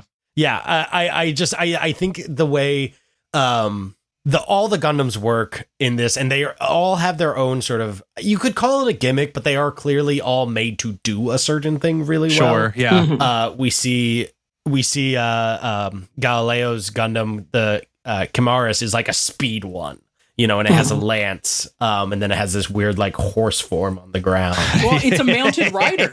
It's really cool. Then Gundam Gusion, the first time we see it, it's this like weird turtle thing. And then they rebuild it and it has 4 arms and a crazy, that's the one Akihiro the Guts X-Spy pilots. Oh, I love it so much. Yeah, that one's it's so my good. favorite. When I was reading about the mechanical design, something that really stood out to me was that they didn't want him to just have the full armor Gundam array of weapons given to him. And I think they do it good in the show. Like, there's literally a point where he just looks down and says, yeah, that'll work. And it's a giant piece of chunk metal that's also a chainsaw. And eventually he learns that the katana is the greatest weapon of all time. But I think that's so funny though. It's like almost like you see the Gundam Wing moment about to happen where everybody's got their super middle school cool mechs and he has the chance to pick up a katana and he picks up the Unga Bunga club and I'm like, you know what? Nothing but respect. Barbatos, Barbatos, I'm so sorry, sweetie. I was so disrespectful to you in our Gundam Evo episode because I didn't understand the Unga Bunga. I didn't understand it. I understand Unga Bunga now. You are the understander now. This is pile drive a pilot. In terms of Gundams that look like Gundams that are Gundam-esque Gundams, I think this might be my new favorite. It just looks, the silhouette it cuts is great. Everything that we do with it is great. I like seeing it. Most of the time, the Gundam is kind of like a cool thing to beat up the mobile suits that I like more. But I genuinely enjoyed like almost all the stuff that was going on with the Barbatos, and I think the design is pretty successful. So yeah. Anything else in this first while we're on Mars that you guys think is worth discussing? For me, it's just, they kind of get everybody together and kill their masters, and we learn that seizing the means of production does work. So that's cool. You can just do that. Can I say I love that Mikazuki has never once respected a duel. He will never respect the nobility. Because fuck that. Because fuck you. Systems of power use these rules and these valences to keep people under their foot. By following the duel rules, you set yourself up to give up. And Mikazuki says, I could just kill you right now, my man. Orga told me to. And he does, yeah. Well, right before, so he pile bunkers the guy through the mech, and the guy is about to say his last words, and Mikazuki just mag dumps into him. He's like, "No, you're dead. Fuck you." I guess before we move on, I just wanted to talk quickly about the vagina system as it stands in the show. Can we not call it the vagina system? No, because whatever it's called, but they don't even call it that in Japanese. They just call it. They just say like when they say it in Japanese in the middle of a fight, they say like one syllable. So I don't understand what they're trying to call it. But anyway, this is our new types. And I think that's such an interesting. Yes. When we talk about Gundam AUs and how they serve to like sort of play with all the pieces of Gundam, I think one of the things that goes down really smooth in this one is that the othering element that makes someone pilot differently and like put someone on a different sort of social stratus than someone else is like an assisted mobility device in a lot of ways. And we see that twisted in this awful way when we get what happens to Ein later. And I just really, really like it as like the human machine interface. I like that it's dangerous. I like that it's painful. I like that it's risky. And I like that it's not like this like ethereal, like the vagina system doesn't have the potential to connect people, right? It's not space wizardry. It's not empathy, right? It's not the concept of psychic empathy. And so what you get to do with it is say, who gets access to it? When are we installing it? What does it mean to force someone to do this, right? And I love all of those really grounded, caustic things. Like I mentioned in like the the Mess Team episode and the Stardust Memory episode is, I think Gundam is working better for me when it's more material and more grounded, and this serves on those levels in every way. It's a very different approach because I think new types are evolutionary, whereas I believe people who have the system put in, people who have whiskers or whatever, they have compromised. And that's whiskers. We can call it whiskers. That's probably fair. Yeah. That's a very different approach because there's a little bit of a fashy narrative about like superhumans that they try to avoid with new types, but you also can't because unfortunately your show is built around making new types the most specialist little guys. And talks about the Ubermensch constantly. Exactly, right? And this is a thing where we talk about blood purity in this. We talk about bodily purity in this. We talk about where were you born and what does that make you worth in this. And so much of it is around these children who are treated as trash being forced to take on this thing, which is actually an incredible power, but its utility is for violence, and the way that it is added to your body is violent. And it has been stigmatized. The implication, and I may have got this wrong, but the implication is that this stigma was purposefully spread so that use of these kind of implants wouldn't become widespread. Like, not everyone would have this power. Or any medical assisted device. The guy with the iron feet, he even says, like, I'm looked down on because I have prostheses. And anytime people see the whiskers, they have that reaction. Uh-huh. Yeah, Gallahorn specifically spreads the idea of if you have cybernetics, that makes you subhuman and an abomination. Definitely not a way to control people. If you're gonna make a Gundam AU, that is such an interesting way to create your special guy. Well, there's a perfect thing of Mikazuki doesn't know how to read at the start of the show. Illiterate kid! You know. Yeah, but no. But when he connects to the mobile worker, when he connects to the Barbatos, he can read the readouts. It's crazy. Which is it's so really cool. That's so cool. Yeah. Yeah. I also like the they do things where they're like they establish Mikazuki as a better pilot not because of the system, but he is just a better pilot. That is a discourse that happens. But also, hey, if you're not a good pilot, add more ports. Just keep putting ports in your body for data transfer. You can keep adding them. Crazy. It's like what if you had one USB 3.0 port, but what if you had 3 of them? Part 2. Trekking across space, Tekkanen crosses path with the Turbines, a subsidiary of the criminal organization of Tewaz. They're taken under the wing of these adults and eventually join them in brotherhood. The Tekkanen crew learns a lot of the world outside of Mars and even end up fighting some pirates, but they traverse space and successfully make it to Earth. Japanese-ass Italian mafia. They got cannoli and they got Hakama. The cannolis in space. What do you call it when, like, you're so far away from the origin of something that it kind of loses all meaning? Decontextualized, I guess. Yeah, it's decontextualized. We got cannolis, but we also have kanji writing. I don't have a whole lot of notes about this part because I think the crux of this part is turbines, and we've kind of gotten them. I think there's like a lot of this section has a lot of like here's this orphan's deal, and we're going to explore this orphan. This orphan mentioned they have a sibling. We're going to get that sibling in approximately 38 seconds. You've heard of Chekhov's gun. That's for cowards. Why wait two acts to fire This happens twice in a row. Hey, I have a brother I haven't mentioned. He's about to show up. The Brewers are insane. One, there's just a JoJo reject character here. Yup. That's just a JoJo design. He's screaming. I like this. So we come across more Gundams now. They're just out there in the world. This is one of them. He's cool. Yeah. Tell me more about the Brewers, Faye. So the Brewers, they're a pirate and they're a pirate outfit. And we find out that the kids working for the Chris Corporation, CGS, had it good. Which is kind of crazy. Insane because they were actively getting beaten up, but still better. Yeah, still better than how the Brewers, because the JoJo character just beats the shit out of kids, kind of for no reason. He also uses them as the JoJo character is the one piloting the Gundam Gusion, which looks like a turtle. I gotta be honest, I prefer this version of the Gusion. I think the giant hammer with the giant hammer with thrusters, the 4 cannons built into the chest is really cool design. And it's a tank. It's so Xeon. Tank. It's so Neo Xeon coded in my mind, yeah, and I will always love it. Very much is. The man roadies that are with it, I also want to shout out for having little stiletto feet. Jump boosters, those are cool. A lot of the mechs in this are in their fuck me pumps, which I kind of love. Yeah, I love it so much.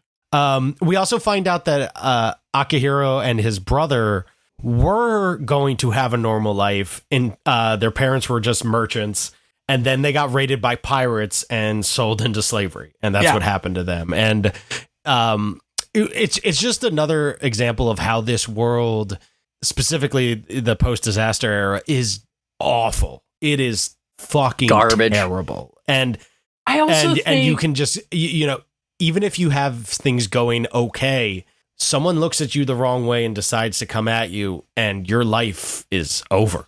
Yeah, I think that's the thing that's really interesting to me about the difference between the kids who are just orphans and the kids who are human debris. It's like adults take an interest in you negative. Like, if you're just an orphan left to your own devices to be a street rat, you honestly have more mobility as a non-entity in the world than if you are a kid who is subject to adults who are like, oh, you have value if we resell you. And then you're given a legal status, a legal classification. Like, the system is then applied to you, and what it is applied to do to you is to actually unperson you. And, like, I feel like that is so interesting, because that is something Akihiro grapples with talking to Orga. Orga is trying to basically go, these distinctions don't matter because they were made up by a system that betrayed us and we were escaping that system. And Akihiro is like, yeah, but dude, I still grew up with it. Like, I still identified this way my whole life as human debris.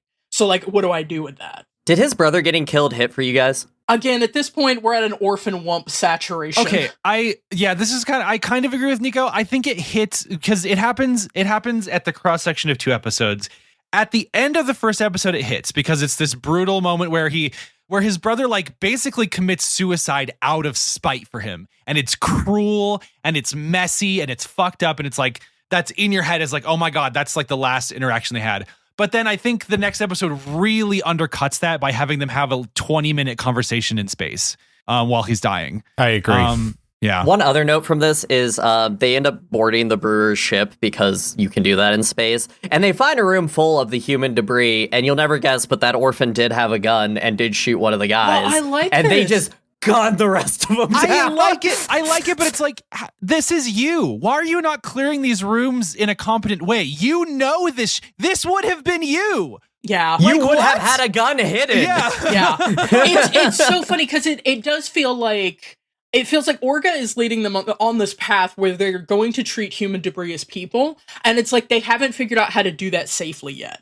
Because they basically go, oh, we've found kids. We found human debris. We're fine. We can leave them here. We're not going to fight them. They tell them they're going to be okay. But what they don't do, like you said, Alice, is assess the fact that it's like, well, we know that these kids have been made to be dangerous. So they don't actually know how to bridge the gap between we're going to treat them well and we're going to handle it smartly. Oh, it contrasts with how because they meet the turbines before they meet the brewers, and the turbines, when they board, they're able to diplomatically solve it, and then with the brewers they can't. You know, like they're like, oh, we already did this once and we were able to talk it out. We'll be able to do that again.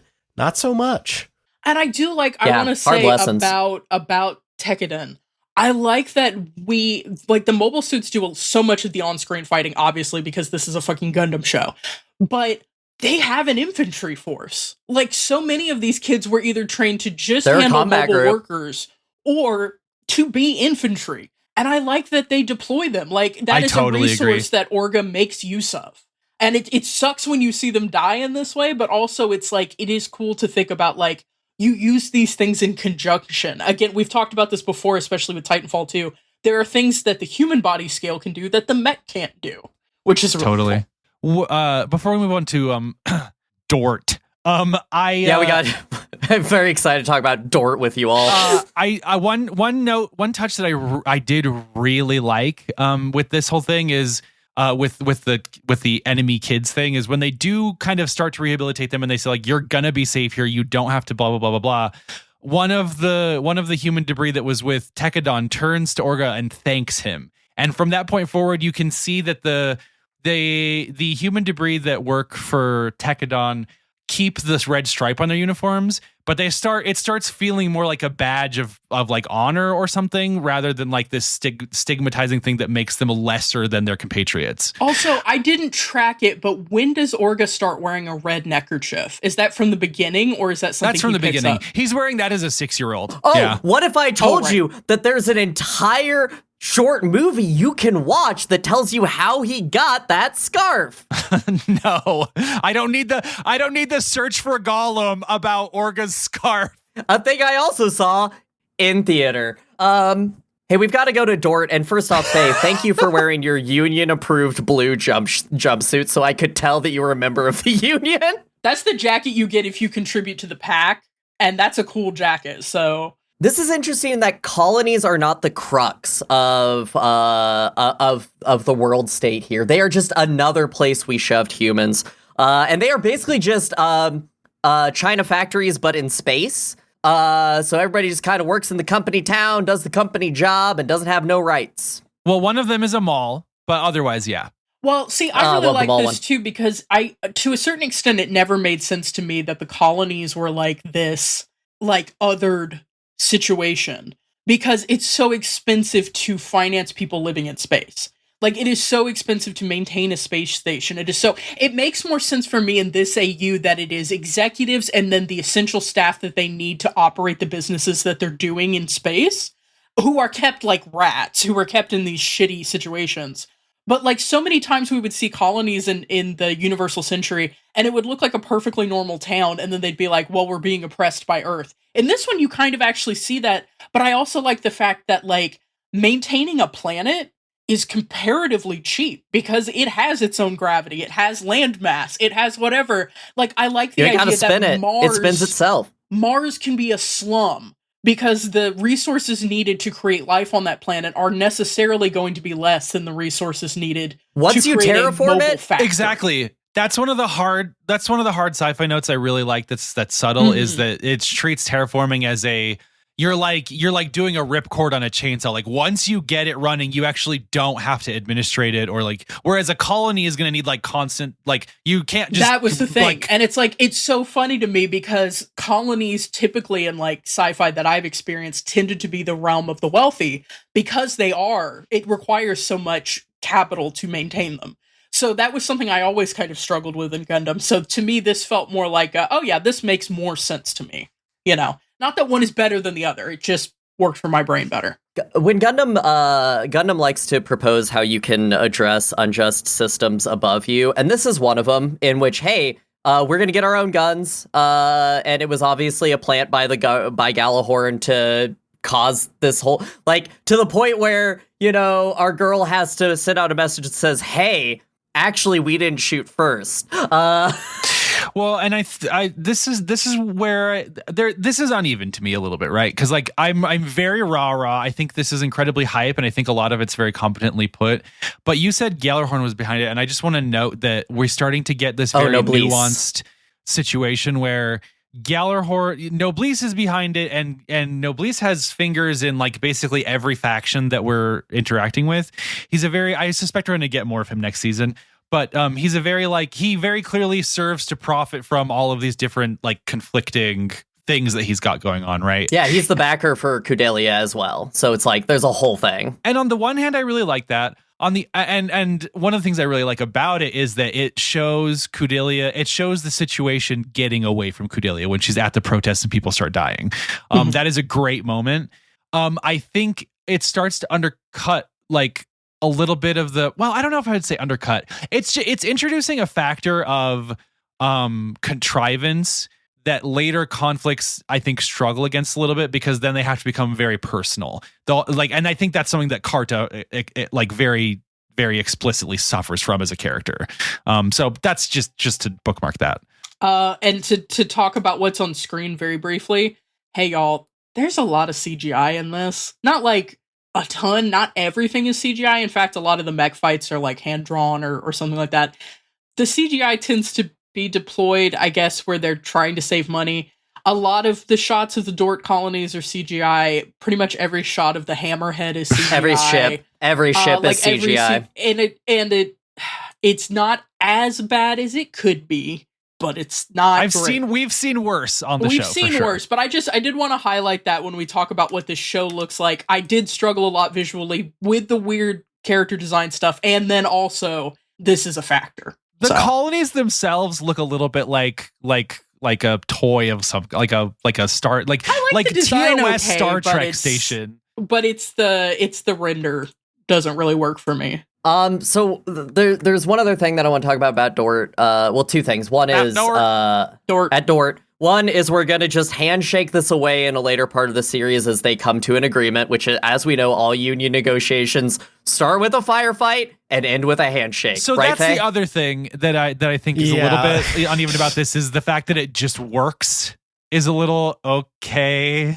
But anyway. The second part is that they were set up to fail. And so they seize the armed shuttles, and they also seize the UGY R-38 spinner roadies, the cutest little guys ever. But their weapons are locked, and they all just get blasted the fuck out of space. I love these mechs, man. These are some of the best mechs. I love that. They're obviously construction mechs. It's so good. I do just want to talk about union negotiation because, right, like, it's funny. It's like I think we're starting to hear more discourse about it. It's like employers, especially, tend to forget that the reason you have union bargaining is because previously you'd be killing each other, and like we do Battle of Blair Mountain shit. We would do the workers literally rise up and shoot your ass. Like the union and negotiation is a compromise. And if you don't want to engage with the compromise, then the alternative is worse. And it's like, I remember I was on a bargaining committee. It was my first ever union bargaining. And we were such a small union, but like so much of it was balancing. We have objectives we need to get done. We know there are things the company wants to get done, but also there's things the company wants to do out of spite. There's things that they don't want to bend on that they should ethically bend on. And there's also like, we have this ultimate power to just call a strike. And some unions don't. They have a no strike clause in their contract, which I hate. That's something employers always want to try to get into contracts if they get the chance for it. And like, it really is this balance of power in terms of like, well, we have a trigger we can pull, which is we all stop working, because that is the trigger we pull instead of a real trigger. You know, so like I don't know. What I actually have a couple of thoughts about that. So one, exactly what you were saying, that you know the National Labor Relations Board is it has often been thought of, especially by the bosses, as this thing that only protects the unions. But the fact of the matter is that the National Labor Relations Board was the compromise that also protects the companies. Mm-hmm. I actually have a document that I have saved. Let me pull it up. That was from the outgoing council. Let me find it. I'm not going to read the whole thing. One of the things, this was the outgoing departing council of Jennifer Abruzzo in January 28th, 2025, when she was fired by Trump. And one of the things she says in it, let me just find the exact language. Yeah. So if the agency does not fully effectuate its congressional mandate in the future, as we did during my tenure, I expect that the workers, with assistance from their advocates, will take matters into their own hands to get the well-deserved dignity and respect as the workplace, as well as a fair share of significant value that they add to the employer's operations. You know, because there's a lot of things right now that are off the table because of the NLRB. One of them is wildcat strikes. One of them is sympathy strikes. And the thing I think a lot of these business owners think about is, oh, well, we have all the power. If we get rid of the national, you know, the like Amazon, Trader Joe's, all these companies trying to get rid of the NLRB. If the NLRB goes away, those protections that don't allow us to do sympathy strikes, that don't allow us to do wildcat strikes, back on the menu, boys. Like, and there's a lot of things that I don't think they've really thought through. It's kind of like, it reminds me of bowling when you were little kids, you had those guards up so that you couldn't get gutter balls. And if you take those guards away, gutter balls are going to start happening. And unless you know how to bowl, you're going to get gutter balls. Mm-hmm. And we're at a very interesting time. Things could go a lot of different ways. This is a little tangential, but a thing that I believe really strongly is that back when all the drag queen story hours were getting protested and armed protests against them, I honestly believe that the reason none of those got shot up was because counter protesters showed up armed and strapped. Mm-hmm. Yep. Because I think it's one of the things that happens there is that this is just my personal opinion, but I think for a lot of people on the right side of politics view guns, firearms as a security blanket, as a totem of something. And I think a lot of people who are more on the left side of things view firearms and weapons as tools that you do not pick up unless you are ready to use it. And that's something I'm not forecasting anything, but I think these are interesting dynamics and something that is really at play when we are, to take it back to the IBO, the Militant Union Uprising, which once I realized there was that's when I first had they made this show for me. Yeah, Faye, I should have mentioned this. You messaged me and said there's a stretch of episodes that I'm really obsessed with, and I was like, it's either this one or the pirate one, and I wasn't sure until now. It's the Militant Union Uprising. Because what I think is really interesting about it is obviously they were planning to get the weapons. It's not what came here? Oh my God, what? Like, they were planning for this. What they weren't planning for was that Gjallarhorn was in on it. And that's because Noblesse sold him out. We understand all of that. But what I think is really interesting, because we meet the head union organizer, and he introduces himself as a union organizer. One, he takes the boys in right where he's like, hey, I ain't got much, but I can give you some food and hang out at my place, while we're trying to sort this out. The whole time, they are trying to de-escalate. They are trying to use the weapons as a bargaining tool, not as we're just going to shoot them. They are trying to defend themselves and to defend their families, which is just such, and they, you see the shot, they have a couple of armed, basically space, I can't think of the name of a very launches shuttles, but I'm thinking of like a boats, dinkies, like a small, barge? like space dinkies. Yeah, that have some missiles on them. And then Gjallarhorn comes up and it's like the fucking Empire Strikes Back. There's like just a fleet of warships to crush them. And I think that's, you also see the disproportionality of what's going on, of they're just asking for a little bit better pay and slightly better term. Again, we don't know the minute details of what their union contract is. They didn't send those over to us for review, unfortunately. Yeah. I like that to me, the most unrealistic part of this is the journalism comes through so well. Like, the journalists are actually able to broadcast and aren't state controlled and aren't like subject to that much of an agenda. That to me feels more unrealistic, because the power of the union is both this implicit threat of violence, this implicit threat of deprivation of the labor that your business needs, and also the very real threat of, if you decide to try to wipe out union labor, whether you fire everyone or you literally do what is shown on screen in this, which is you sabotage everyone and try to kill them all, you're then having to replace all these people, and you've lost so much institutional knowledge that does have a capital value. And so I do feel like it may seem unrealistic that they were actually able to get what they wanted, but I actually feel like it's very realistic, because like this broke so bad, and it is a little muddled by how like Kudelia factors into this, but like that is realistic to me. It's like, well, you just saw a major loss of, like, you thought you had this situation under control. You shot yourself in the foot by getting rid of so many skilled workers, and you still failed on the narrative, on the optics. So you better compromise. That's a good point, because the other thing that happens here that I think is a huge, like, I think Kudelia is better at her deal than Relena is, than Meneva Zabi is. Oh my God.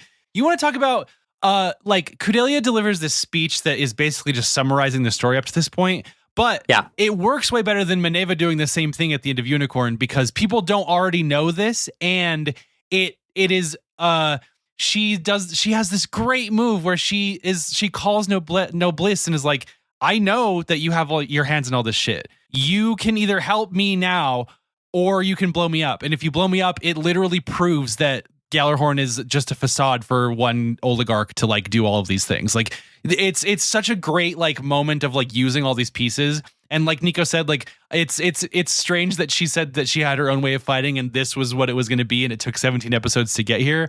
But I think it hits, and I think it leans into Nico's point that like I do like that it folds into, well, now the narrative of your false flag, like it completely fell apart. My only issue with the resolve is the speed of it. I actually think getting to that point is what was going to happen. It just happens in like 2 months, and I feel like might have taken 6 months to a year. My final wrap up for this is that recently added to the Criterion Collection was Harlan County, USA, which is a documentary about Harlan County in West Virginia in 1974 during the union busting efforts there. It goes into gun thugs, how government entities and corporations will use non-sanctioned people to harass, and how the guidelines of how things are made to oppress people, like it goes over how the women started picketing because they made it illegal for more than one like worker-aged man to be in the same area protesting at the same time. So the women stepped up and they also had guns. Great. It's on the Criterion Collection. Highly recommend it. It also goes into how having a camera there actually made the crimes pretty hard for them to do. Like, there's a shot where they literally like point a gun at the documentarian and then realize that they're filming, so they don't shoot. It's great. A++. All right, Alice. I'm okay. I have in my notes here that that you have a block reserved to talk about a combat made assassin, but unfortunately we have to go to Earth and we have to skip that. Sorry. R.I.P. Fumiton. Justice for Fumiton. Justice for Fumiton. Yeah. For real. There's the Fumiton plot. Those with Yuri goggles saw what I saw, and that's all I'll say on Fumiton. I feel like there is a disproportionate amount of like crying over one specific character dying versus 17 orphans, but both get a cool firework. So that's neat. I think you're allowed to care to like have different levels of adverse reactions depending on how close you are to somebody. I know, and also what the camera can tell, blah, blah. Anyway, part 3. Tekkadan gets to Earth and meets the orbital fleet, who will engage in a running fight with them all the way down to the planet. The future Prime Minister of Arbrow joins them as they cross the planet to get to Edmonton, Canada. So the future Prime Minister can be elected and help them. Gallahorn does what they can to stop it, but McGillis's own plan is deployed and allows Tekkadan to win the day and set the stage for a whole bunch of war next season. I love when science fiction takes a map of the Earth and just draws new lines all over it. Blink and you miss it. In this like continuity, Canada owns Russia. Yeah, Arno is all of Russia and into Yeah, can we get a recapitulation of the Alex Garland Civil War meme, but with this map? Did you notice that Australia's missing a big chunk? Yes. Why would Just happen? like in UC. I didn't. What happened down there? Some are calling it the biggest man-made hole in history. I like that Africa took Europe. That's all I'll say. Woo! Let's give it up. Do we ever have a Gundam show with a protagonist from Australia? Yes, and it's called the one with the dingoes. Fuck, it's a fucking shitty game. White it's Devil, good. or whatever it's called. White Dingoes. White Dingo. White Dingo Squad. Journey to Jawbro. What the fuck is it called? You streamed it. You streamed it, Alice, didn't you? I streamed this I shit. rented a Dreamcast when I was a kid to play this Mobile Suit game. Gundam Side Story 0079, Rise from the Ashes. Rise from the Ashes. I There we just think go. it's so funny we had to go to Mars for War Orphans when we could have just gone to Australia. Here's a way we can tether ourselves to subject matter. Nico, can you please talk to me about what the fuck is going on with this train?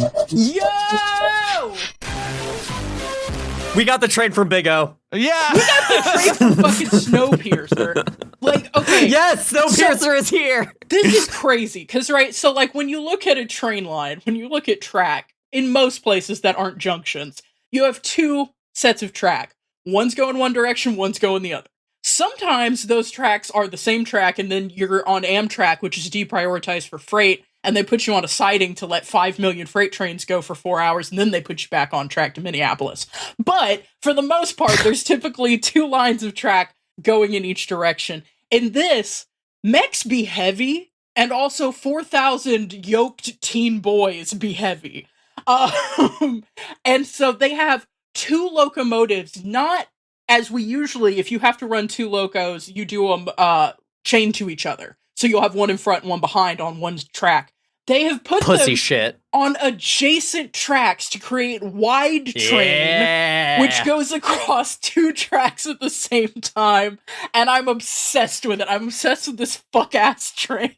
I want to meet the whatever it's the position Arsenal gear of trains. It I want to meet the Otacon of this, which is someone who had to plan however many miles of Alaskan railroad track twice, exactly equidistant at all times, or else everyone would die. That's my favorite part of it. Here's my theory. I think everyone got Amtrak. Same theory.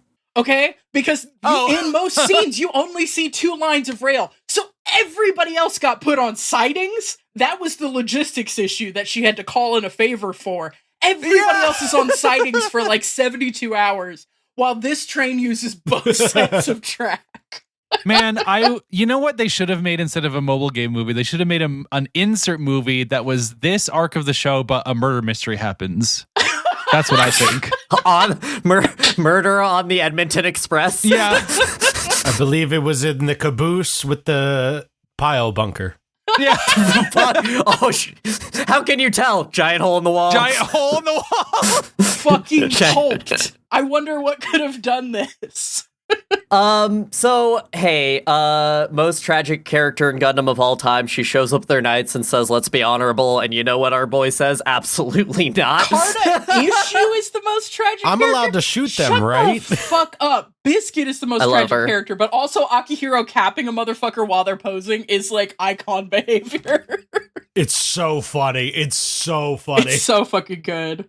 They try to pull this like F91 Noblesse Oblige shit, and this is not that Gundam. They are not having it.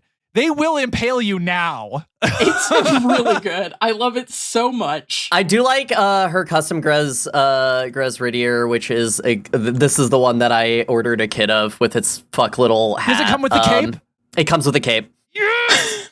I'm still gonna sew Nice. one because it's probably not as good as I want it to be. But we basically learned that, hey, Galahorn in the Earth Sphere is soft because nothing happens here. And also they've been put up to this by... Are you ever the princess of the National Guard? Yeah, I got a Carta issue. It's that Carta issue sucks. I'm sorry. See, this on a long enough timeline, this is where the e-girls recruitment will end up. We'll end up with Carta issues. If you are blonde and blue-eyed, look at your leader's ex-boyfriend. Does he look like you? If so, get out of there, homie. So, they do a cool thing where the mobile workers are fighting other mobile workers because we can't take an Ahab reactor into the city because we don't want to be the ones to fuck that shit up. I want to touch on some stuff real quick earlier than this before you move on. Before we go to Edmonton. Anything before Edmonton now. Oh, yes. Yes. Obviously. Okay, the first thing that happens on the way to Earth, the re-entry fight. This is another re-entry fight. One of the first Sick. moments where I popped in Ooh. Gundam, period, was a re-entry fight with Amuro. This is a sick-ass re-entry fight. I love It's Miko so good. riding the enemy unit to the ground. It's sick. Eugene gets to be That's a great. Chad. It's a good-ass battle. I also want to touch on stuff we haven't touched on in a while, which is about to become extremely relevant, which is the shit with Ein and Galio. Oh, yeah. Yep. Because that has been going on in the background. So Galio accidentally ended up in a consensual workplace relationship with Ein. He's accidentally invested in the boy. And the boy is badly damaged.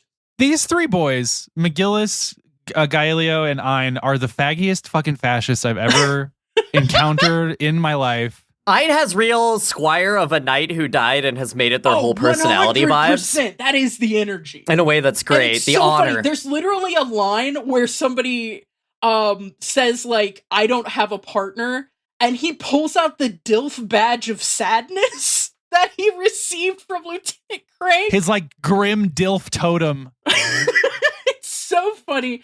But like, Galio has accidentally ended up very invested in Ein, and Ein has been in a back to tank since he got absolutely owned the last time.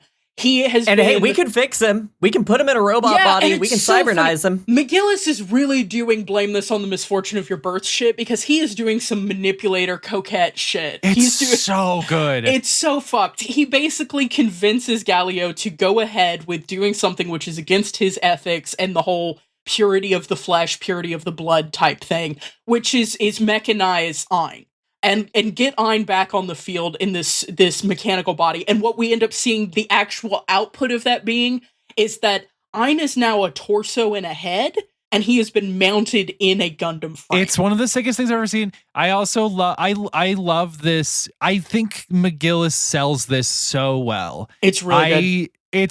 He's doing such a good job. This voice acting is like a masterful performance, and I love that this gets slightly elided by how much is happening, but later on McGillis literally is like, oh, by the way, never mind. That was a monstrous thing to do that you did. So crazy. Why would you do that to him? You. He looked up to you. They put Ein. They basically do the 40K dreadnought to Ein. He's in the back to juice. Hey, we learn, and you can extrapolate this without season 2, that originally the vagina system was you just take a fucking body and you shove him in there like it's Ace Combat. Sorry, not Ace Combat. Fuck. Like it's Ace Combat. Like it's Ace Combat. Like it's AC6? Is that what you're going to say? Like it's AC6. Just shove him in there. He ain't got no limbs. We get exactly like one shot of him in the back to tank with this fucked up thing shoved on his back. So fucked. His muscles really are bad. just... Yeah. Body hard. So this is the Psycho Gundam of this series. Yes, Like, we have our thank Psycho you. Gundam fight. He comes in. First off, I thought Laughter was fucking dead in this fight. Holy shit. I thought we lost all three. Both Laughter and AZ were dead. Yeah. I thought they were both dead. I thought Shino was dead too. Speaking of Armored Core, once we get to Earth, I love how all the mechs move around like Armored Core mechs, where they're just like skating around on their feet. It's good. Yeah. And we kind of get the background hangar scenes where they do the conversions too, which is great. It's the first time we get this kind of gliding, floating fight in a Gundam. Yeah, every other time they're walking or just flying, as opposed to like the skate thing that Armored Core does. I think it's especially highlighted with Gaelio's Gundam, right? Which looks like a horse mid-leap, but is actually like jetting around. The ASWG-66 Gundam Chimeras, and this is the Trooper edition. So he added in the beginning, but this time he's got legs now. He looks like he's a little knight with his little lance. He's running around. He's doing a whole thing. It's great. I love that design. What do you guys think of this suit? I love it personally, both the undeployed and deployed version. I do just want to step back a little bit in the Carta confrontations because we get a thing that's going to help us later. First of all, Biscuit does get killed. He is driving the command mobile worker that Orga is commanding from, and he gets obliterated. She realizes, hey, if I kill their commander, they won't have anybody to tell them what to do, which A++ should have done that from the beginning. Yeah, but and this whole situation is like really painful. I like the character work that happens here. I do like, because this is, as far as mech stuff goes, we get to see, this is when Mikazuki first starts calling on the Barbatos for like dark power. And what I described is we get the reveal that Mikazuki's Gundam has a yandere mode. It does. Scary. It does. There's literally a shot where it does the all black face with highlights. Yeah, this is when the Barbatos really starts to become a demon. Literally doing shit that is so just like, oh, you're doing that now? In a way that we haven't had the Mobile Suits fight. Also like sort of relevant to the Edmonton fighting because McGillis does show up in a red mech here, which Alice, you can post a few. I don't know what this thing is called actually. I don't know if they ever say this it. is called the VO8-1228 Grim Garriday, which has 2 little side blades. This is your typical Char red suit, but I mean, like, It looks it's got bunny great. I ears. really like it It's a lot. slick. I like the I fighting. love it the does. 2 blades. Yeah. I love the to speak of McGillis himself for a second. First of all, fuck ass name. What are you doing? And his alter ego, which is like Murgle or something. What the fuck is it called? Morgot? No, that's from Elden Ring. Montag. Yeah. I read is short for Montague. He went to the thrift store. He went to Party City and he said, I want to try doing drag. And I've done that before too. I relate to that deeply. He got a $5 plastic wig. He got a party mask with a special little eyeball slit for no reason because nobody ever actually looks him in the eyes. And he has it for about 5 minutes specifically to take it off in his cockpit, revealing himself to no one but the viewer. You know what? I think it's kind of swagful. Also, I love the idea that he went to Party City and found a bag that just said full frontal and just bought that. Yes! He forgot to fluff that wig, though. Yeah, You're supposed to he fluff the didn't wig style the after you wig. buy it, brush it out. He didn't style it at all. To talk about it here, I think it's really interesting. In other Gundams, we have like we talk about frames in this one a lot. Every company has a frame pretty much. So like this is the Montag company frame underneath this armor, okay, yeah. which is like it's one of those like super mild. Like if you look for it, you can find it. There's a lot of cool mechanical design notes like this. I think this fight is cool. Hey, but whatever. We've got to go fight in the city. Can we just talk about this cool last fight? We fight the Psycho Gundam in Hong Kong. I mean Edmonton, Canada. It's so fucking funny that Edmonton, Canada is the most important city on Earth right now. It is so... I mean, I know Gundam does this. It'll say, let's pick a random city and have a whole thing here, like Odessa. It happens to Odessa. That's another remarkable it one, I happens think. to Jaburo. Yeah. I think it's super interesting because of all of the places, if you were to like look at the weird map that they made and you said, okay, one of these countries' existing legislative places would become the center of government. And you're like, yeah, the Legislative Assembly of Alberta. Let's do it. Yeah. Oh, wait. Wait, not Alberta. That sounds stupid. Let's do Edmonton. Yeah. Well, in the wake of the Ahab reactor thing, you have to go back to the tar sands. So that's where the real power is. God. So this fight is pretty sick. We get some cool things where like, hey, the city powers down because of the Ahab reactor. There's a whole side plot with Kudelia. But the actual fight is just pretty goated. Orga gets to catch some women. Mikizuki gets to fucking use a katana. And he's like, hey, actually, I am the Japanese samurai of ancient past. And if you use the steel blade correctly, you can disarm people by cutting off their arms. It's the best way to disarm people, I find. I like a lot of the fighting. I think the show goes to this really grim place with almost killing 3 characters. And then like the fact that they're all fine is like a little bit... I don't know. I'm not sure how I feel about that. I also don't... Okay, I'm going to say something controversial and everyone's going to hate me, but I'm not sure that I like, on paper, everything that's happening with Ein. I think it's some of the coolest stuff Gundam's ever done. I think that it's in a wrapper of a mech that I think is very forgettable, that is very unfortunate to me. And I'm not sure that this last fight reads. I think it looks very... guy. That's a dude. That sure is a guy. That does not look like a Psycho Gundam to me. The Psycho Gundam is like this, I don't know. I like it when you get the scale. And the problem is that a lot of the shots, unfortunately, when you're focused on only one machine, you lose the scale because then they could be the same size. But the shots where you actually see, and I like this as a translation because Mikazuki is also a small guy. He's really short. And I like this in translation that, like, honestly, Mikazuki's kind of in a very familiar situation to him, which is fighting a bigger guy and just absolutely trying to kill him. But you only see it in shots where they are both in frame. And then, but I will say one thing I like about this fight is that we get... So Ein has fully lost it. He's in full Dilf grief mode, which I imagine is familiar to anyone who's fumbled a Dilf. Same.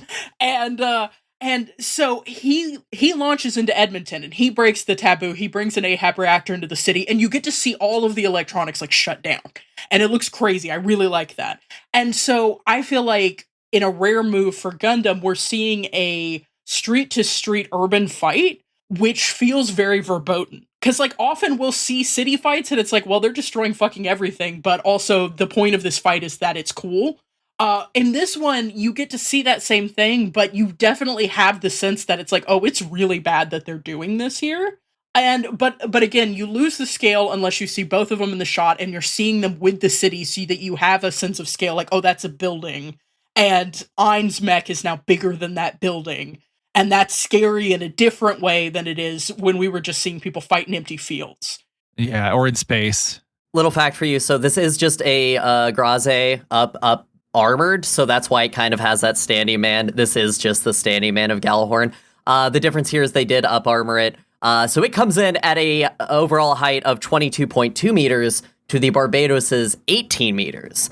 I think a lot of that sense of height is how they frame a lot of these shots. Yes, there is a height disparity, and they use that with some of the other mechs, but they really lean into how it interacts with the other suits is they do seem so much smaller than it, especially when you throw his lofties out of the way. I barely noticed this, I'm going to be honest, in terms of the size difference. It could have used more emphasis from my part, because like if we are going to contrast this with the Psycho Gundam gets such an imposing, establishing shot. It gets scary music. It gets all this stuff, and I feel like we could have used some of this for Ein. But also, now that you've said that this is just an upgraded Gray's suit, it makes me think that McGillis purposefully nerfed Ein. Because I feel like if they had grafted Ein to a Gundam frame, he would have won this. This was intentionally, he wanted to throw a grenade and upend the world order by putting an Ahab reactor in a city. Like, this is very much, I'm showing Galahorn's evil. I feel like if you grafted Ein to a Gundam, this fight would have broke down different. That's just my I think thought. it would have broke down different, and I think it would have been a more sauceful one. Also, notes and trivias from Gundam.fandom.com, the Gray's Ein is likely a reference to its pilot, Ein Dalton. Wow. Thanks, fandom. Thank fandom. you. No, I think what's really interesting about this fight is, obviously we have seen Lofter and Ozzy fight, and they are not at the level of Mikazuki, but they are also like really good pilots, arguably better pilot. Like anyone who doesn't have a Gundam, they're the best pilots. And the way that Ein just absolutely demolishes them. And then this is the first time we really see, outside of the like one quick duel with the Kamaris Mikazuki has, this is the first time that Mikazuki fights someone he can't just instantly annihilate, which I think really is really has interesting. To push through it. Yeah, exactly. And I have a question for everybody, especially the Brian and Nico for first time. What did you think when he started asking for more power from the Barbatos here, and then when it cuts back and is after his hand twitch and he has the one eye just completely covered in blood? Did that hit for you? Yeah. It hits for me fucking every time. It felt like a devil's bargain. It really did. Yeah. I was getting FMA vibes. Yeah. Yes and no. Well, okay. This moment, yes. Flat out, it worked for me. Yeah. I have some notes later on. I like it each time it happened. Love a bloody pilot. Will never not love a bloody pilot, especially when you have like Eugene has a moment where he pushes himself and he just gets funny nosebleeds. And it's obviously played for comedy. But like reminding myself constantly that this show is for a shonen audience. It's a shonen battle anime, and being like, hell yeah, blood dripping down my face. This is cool as hell. Really helped me a lot actually, with this. No, that's a good point. That helps me clarify why I was acting weird. I agree that the effect on Mikazuki's body hits. I wish it translated to something more readable or more tangible in how the Barbatos was behaving. And this is kind of an animation note.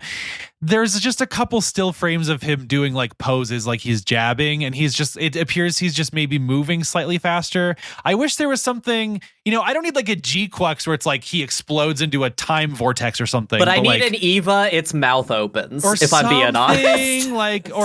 Or like it gets like there's like some like tangible effect on the way that the mech is able to operate. Well, I mean, we do get eye flashes. We get eye flashes from the Barbatos, and I kind of like that it's subtle, actually. I kind of like that I'll be interested to see any escalation from this. But I kind of like now, especially in season 1, because I don't know where season 2 is going. I like that we're keeping it conservative. Because if you go big, you have to keep going bigger. And I really hate the overgreebled, huge, I've got wings, I've got a cape, I've got samurai swords, I've got all this shit Gundams. I really totally don't agree like with you. And that's why I would have liked something like, I don't know, extra booster, because he's being pinned, right? Like that's the big thing. And I don't find it satisfying when like the thing that reads is apparently that the mechanism itself just suddenly becomes stronger. Like that doesn't, I don't like that in a mech unless it's like we were saying in Ava, which it's like there's a whole thing going on under there. Yeah, I think that's what I would want. Like in season 2, if we get creepier, I would love to see more. Because the thing that they've already talked about is how organic the movements of people who have the whiskers installed are. I would love to see more of the monstrously organic movement that is so iconic from Ava. Yeah. So yeah, that's basically where I'm at with it. Sorry. Hey, we elected a new prime minister, and we have the outlines for a plan to get half metal minerals bought from Mars at a better rate, which is going to solve everything. Don't know if we talked about this that one move is going to save Mars. And apparently, even though you're in exile, you can show up. If you're physically able to show up to the parliamentary meeting, it means you win the government. No, that's true. That's just real. It's real, like, real royalty, real nobility vibes. Like, if the old guy shows up and we like him, we'll vote for him. Okay. But there's going to be more plot there. We get the whole wrap up in this episode 25, where we learn that a harem is the answer to everything. And everybody just kind of bumps fists, and we talk about how we're going to go back to Mars, and nothing bad will ever happen again to Tekkadan. I just read my note in all caps. I color code my notes. I highlight important things that I would put in the outline if I ever put things in the outline in red. And one of the things I have in red here in all caps is "it was a wig." Also, we glossed, I think, great. like an iconic moment of, hey, what the fuck is wrong with the Mikazuki Orga moment? The end of the battle before it gets called off because they've won Parliament. Yeah. He's going yandere mode, and Orga arrives to like give him orders personally, and Ein is like having his DILF breakdown very loudly, and he like goes for the kill and says, "Shut up, I can't hear Orga's voice." And I went, no one is doing it like them. Normal. They're really, really every normal. fucking time. Oh, but yeah, we Holy won shit. Parliament. It's good. Atra is like, hey, it's our turn to pet him. I wanted to say about the ultra violence in this show, and also Orga and Mikazuki's handler-hound relationship. All of the blueprint for mexploitation is just in this show. It's all here. Every single part of it is. And it's so good. We also get CGI birds in episode 23. The birds are back. Sucks ass. I almost made a note. Closing thoughts from everybody. Anything that we didn't highlight during this first season that you want to talk about? We talked about most of the robots. We missed a couple, but none of them worthwhile. Mine's very short, so let me just get out of the way. Nico alluded to it earlier. Earlier I mentioned that there's an episode where the C plot is Cordelia realizing that her boyfriend is a hobbit.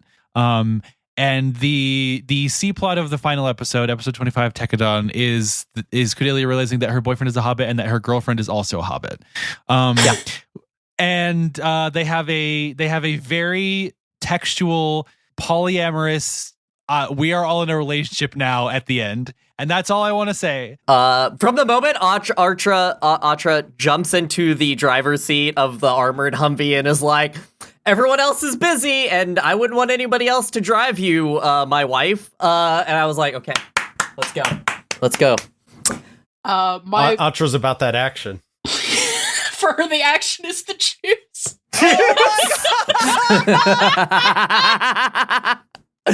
That's Tekkadan's slogan, by the way. I want to say, I think the thing that kept me afloat to the end here, where, like I said, I ended up very high on this. Like, I was, on like episode 10, I almost sent a message to the chat where I was like, please tell me this gets better. And then at end of episode 25, I'm like, this ruled. Everything is so cool. Everything is sick. Like, if you're really struggling, I do think, unfortunately, like episode 13, 14 is when it hits its stride. But like all of the stuff beforehand is so important to the back half of the season banging like nonstop. And like you have to have those parts of the hero's journey to enjoy the hero's journey. Yeah, what kept me going through the kind of some of the doldrums was that I really like this story of functionally trying to turn a mutiny into a business as teenagers. Like there's a real feeling like when White Base was also mostly young people or inexperienced people and literal children. But I really like, and I think it's because we get specific types of mentorship shown on screen. We get specific types of, we're having to enter a world of business that we don't quite understand, and we need to pool our knowledge. Biscuit, a major thing Biscuit does other than like assert some sort of normalcy is also he knows more about the world and will frequently fill in like, oh, this company is important to this company. Like, there's so much navigation. Yeah, he had a normal childhood before he signed up for CGS, unlike other people. Navigation that they're having to do. You really get the feeling that they are young and they are fighting for their lives. And I really appreciate that about this story. That is to me, that is the heart of the story, other than the freak shit with Mikazuki and Orga, because what the fuck? I love it so much. Those are my final thoughts. The other note I have no time to fuck women. I'm a single dad of approximately 30 to 50 feral lads. Yeah, my final thoughts are I love the hard sci-fi of this. We didn't really talk about it, but they do a lot to show, not tell hard sci-fi in this. And then they sometimes do show, like when he does the optic lock-in, they do that once. They talk about the in-ear plants once, things like this. The spaceships have all the slit windows in the spaceship, which they only have slit windows because that's what you would do in space, have hard covers that can close over them. Their galley in the ship is just those shitty little homeless prevention benches. Things like that. Alice, I need your rating 1 to 10 of the fact that you can pull those straps down over active kitchenware. Which we see Atra doing a couple times. Yes, she's cooking potatoes. She pulls out straps to hold it down, but she didn't close the floor panel of potatoes, and they're going everywhere. Yeah, it's great. Another hard sci-fi note that I love is the whole first half of this season is about how you can't. The original Gundam doesn't care about this, which is fine. But I just like this note. You can't just decide to go from Mars to Earth. It's really hard to figure out how to just go from one planet to another. And that's what they need sponsors and help with that, which I think is great. I love that note. No, my two final thoughts are, we just didn't talk about it, but I really like the amount of strategy, we see on the archipelago, how they like deploy their forces so that the Gjallarhorn attacks them a certain direction that is playing to their strengths. I really, really like that. And throughout the whole show in Edmonton, there's a lot of different times where we see that these Tekkadan boys know how to fight a war and they do tactics and strategy, and it's very legible as well. It's not like opaque or anything, which I really, really like. I think a lot of Gundam shows prior to this are just, I have more guns, so I win. And then I just want to point out the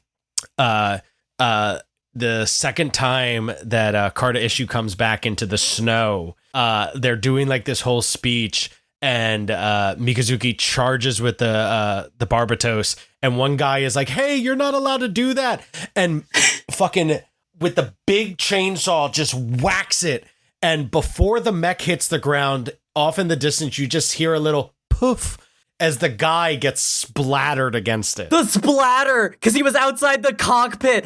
Oh, yes, fuck, yeah. When he gets hit, it's so... There's just small moments in this show that are so brutal if you think about it for more than a second, that are visually not that intense. But it's... I love how visceral this show is. I love how this show has cost. You know, if you get hurt in a battle, you're not ready for the next one. You know, Galileo even has to get benched for a little bit before he's good enough to get back into the Gundam and fight again. Also, final note, I love that Mikazuki never can pronounce Galileo's name, so he just calls him Golly Golly. Golly Golly, yeah. I love it. Oh, he calls so McGillis stupid. Chocolate Man like consistently. It's one of those things that's so great about Mikazuki's character, that he's this incredibly chaotic, like violent person who absolutely will not hesitate to carry out these orders, but also he is a little guy. I don't think he can be a special little guy for the purposes of this episode, but he is a special little guy just in that way. Yeah, unfortunately, piloting the Gundam Barbatos is big bean behavior, but Yeah. like... So there is one last thing we have to do. What is that, Nico? Why is this my job now?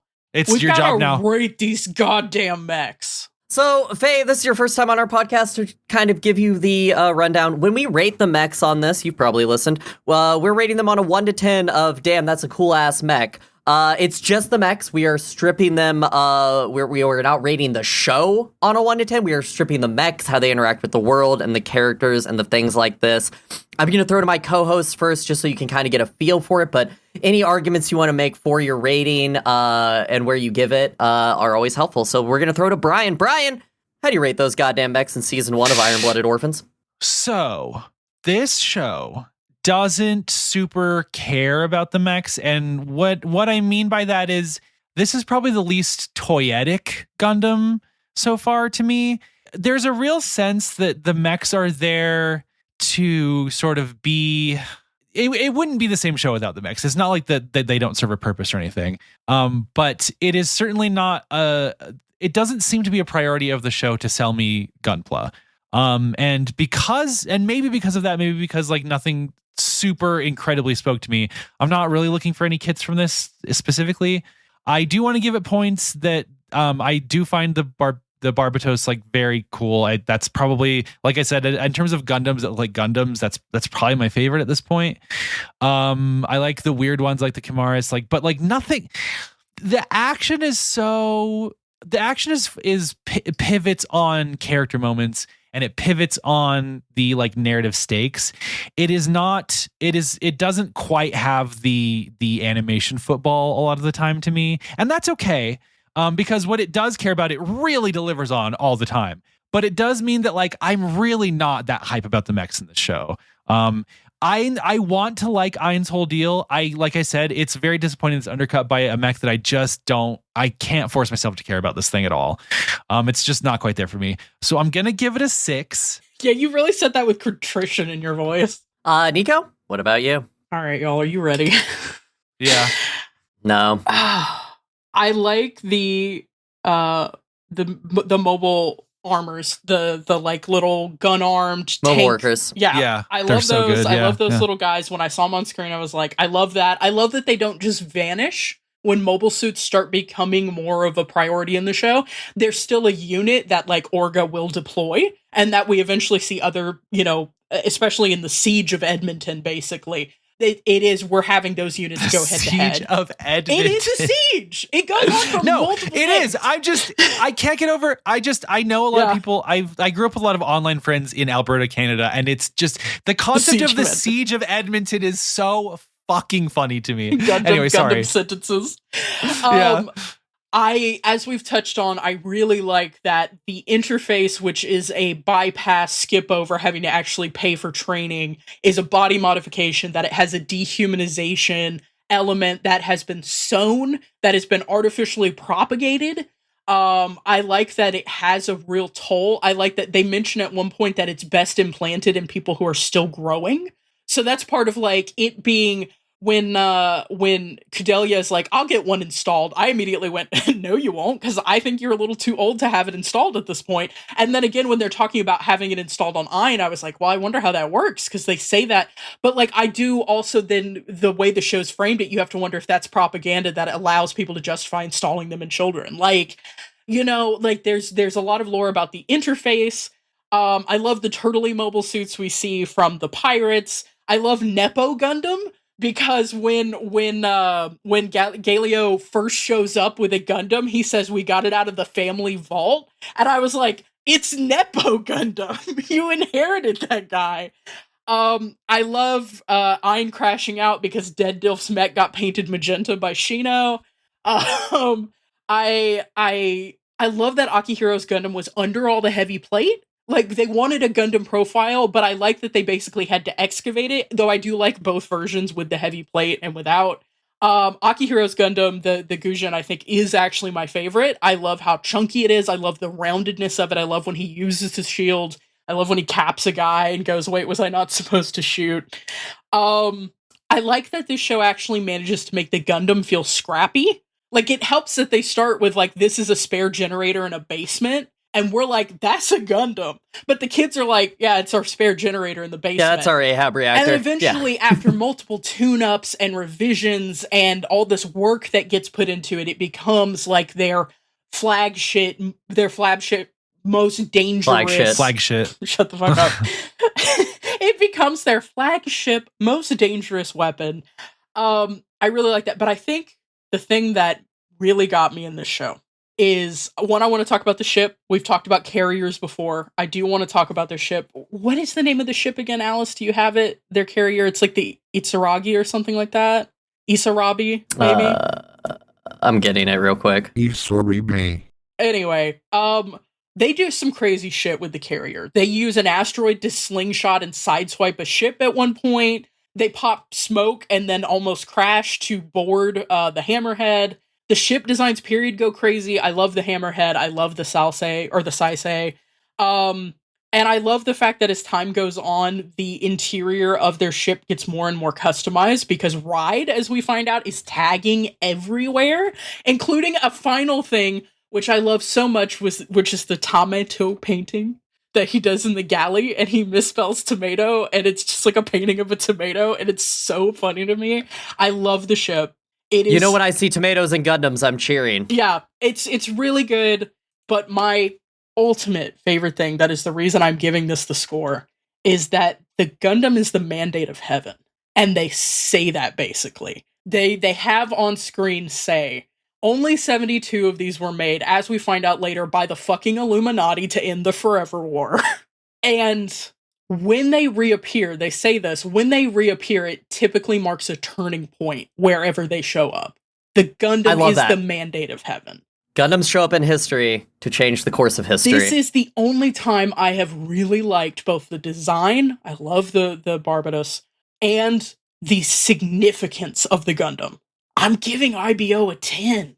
This is the most juice Gundam has had for me ever. It's really good. I do love that. Faye, turning to you, you still have the gun. Can I have that back? What is your ranking of the mechs in Iron-Blooded Orphans Season 1? My ranking, so honestly, for a lot of the similar things Nico said, just so I'm not repeating what she said, I think one of the things I really like about this is this is also one of the, until G-Quox came out, this was the Gundam designs, to me at any rate, especially Barbatos, that had the most Evangelion-like vibes. Ooh, both in terms of the profile, you know, with the snatch waist, the heels, and the monstrous quality that the mech itself is just dangerous. It is not something, it can hurt you in a very direct way, as opposed to, like, you know, shooting yourself in the leg or something. Like, just trying to use it can kill you. But also that it is in a show that has a lot of mechs that are very down to earth. You know, the Greys looks like just a sort of, you know, jobber sort of mech. It's very simple. There's not much to it. And then you see the roadies, you see, and then you see all these specialized things. Plus with the mythology behind the Gundams, and that transcending Gundam from being sort of like a brand name, which it sort of is in UC, to this almost mythological quality, I think elevates, you know, and obviously Mikazuki and everyone in Post Disaster Gundam is what it is to them, but for us as watchers, we have all this meta knowledge that it really leans into that without making it just, oh, this is the special mech because it's the special mech. It's the special mech in this setting for very concrete reasons that just happens to have the name Gundam. So for that, I got to give it a 10. Nice. Gundam's weird. I think the weird parts of Gundam are the most interesting parts. Honestly, and this is going to be not very surprising for any of you, but the standout for me in this was, of course, the mobile workers that Tekkadan uses. I think that they're a cool mix of how do you make a mech that isn't just a tank. And the unfortunate part is that they never released like a true kit for the mobile worker. It was only included in the weapon sets for the Barbatos. You could get a little tiny one, which is kind of cute. And then they did an action figure set, which I'm gonna post because it has both Orgo with no shirt on and his mini abs and Biscuit. And you can't buy this for less than $400 secondhand at this point. I need it, which makes it very sad for me. I need it very badly. But like the Barbatos is one of the coolest designs. I think where this kind of fails for me is the Grezes don't ever get much juice, but the turbines have cool suits. There are cool different frames everywhere. But fuck, whatever they're doing with the fucking shoving a dude in a tube of juice to pilot a mech, like, I love that shit. I love Mikazuki's entire arc with the Barbatos. Like, this is one of my favorite Gundam pilot relationships because, like, he's talking to it from the beginning, unlike other pilots. It does struggle, especially this first season for me, because, like, when you think of the mech fights in this, I'm shrugging. That's my main problem. I like when yeah. Mikazuki breaks the rules, but the actual fights are sauceless. I never feel danger for the people involved. The only time I felt danger for Laughter was at the end when she gets smushed, and then they immediately take that away from me, and I don't really fear for her at all. So unfortunately, this is going to come in a little lower for me. This is only going to be a 7 out of 10 because it just didn't hit many thresholds for me. But still, a great series. I also do want to point your attentions because while I was looking for kits to build from this, I did also find this little 3-chom no orphan chew Orga Mizuki. Oh my god, as little mice, little field mice. Why is Mikazuki holding a corn? I guess they're harvesting corn at the beginning. Yeah. Well, and he wants to be a farmer. At one point, he literally says he wants to have a farm like Grandma. God's most dangerous tiny farmer. The one Gundam Pro tag who has a dream for the future, and he's a fucking war orphan soldier. Look at his little corn. Well, that was our discussion of Season 1. We will be back in the future for Season 2, but we'll also be back from this break with a little game that I made for all of you. And with that, we'll head to the break.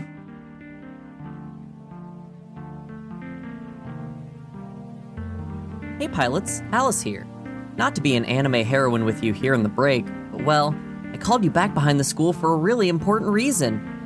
It's just, I've been so happy spending all this time together, talking about mechs, watching giant robot anime, and building Gunpla kits together. All those wonderful days, laughing at the silly plot of Price of Smiles, sharing G-Savior with our friends, and even when we all cried at Pacific Rim 2. I really cherish you, pilots, and that's why I can't keep this inside of me. I have to ask you a question. Okay, here goes. Will you please rate our podcast 5 stars? It really helps us with the algorithm. I mean, you can share with your friends too, or just post about it incessantly online. It would mean so much to me. Whew, glad I got that off my chest. Well, alright pilots, see you back in the episode.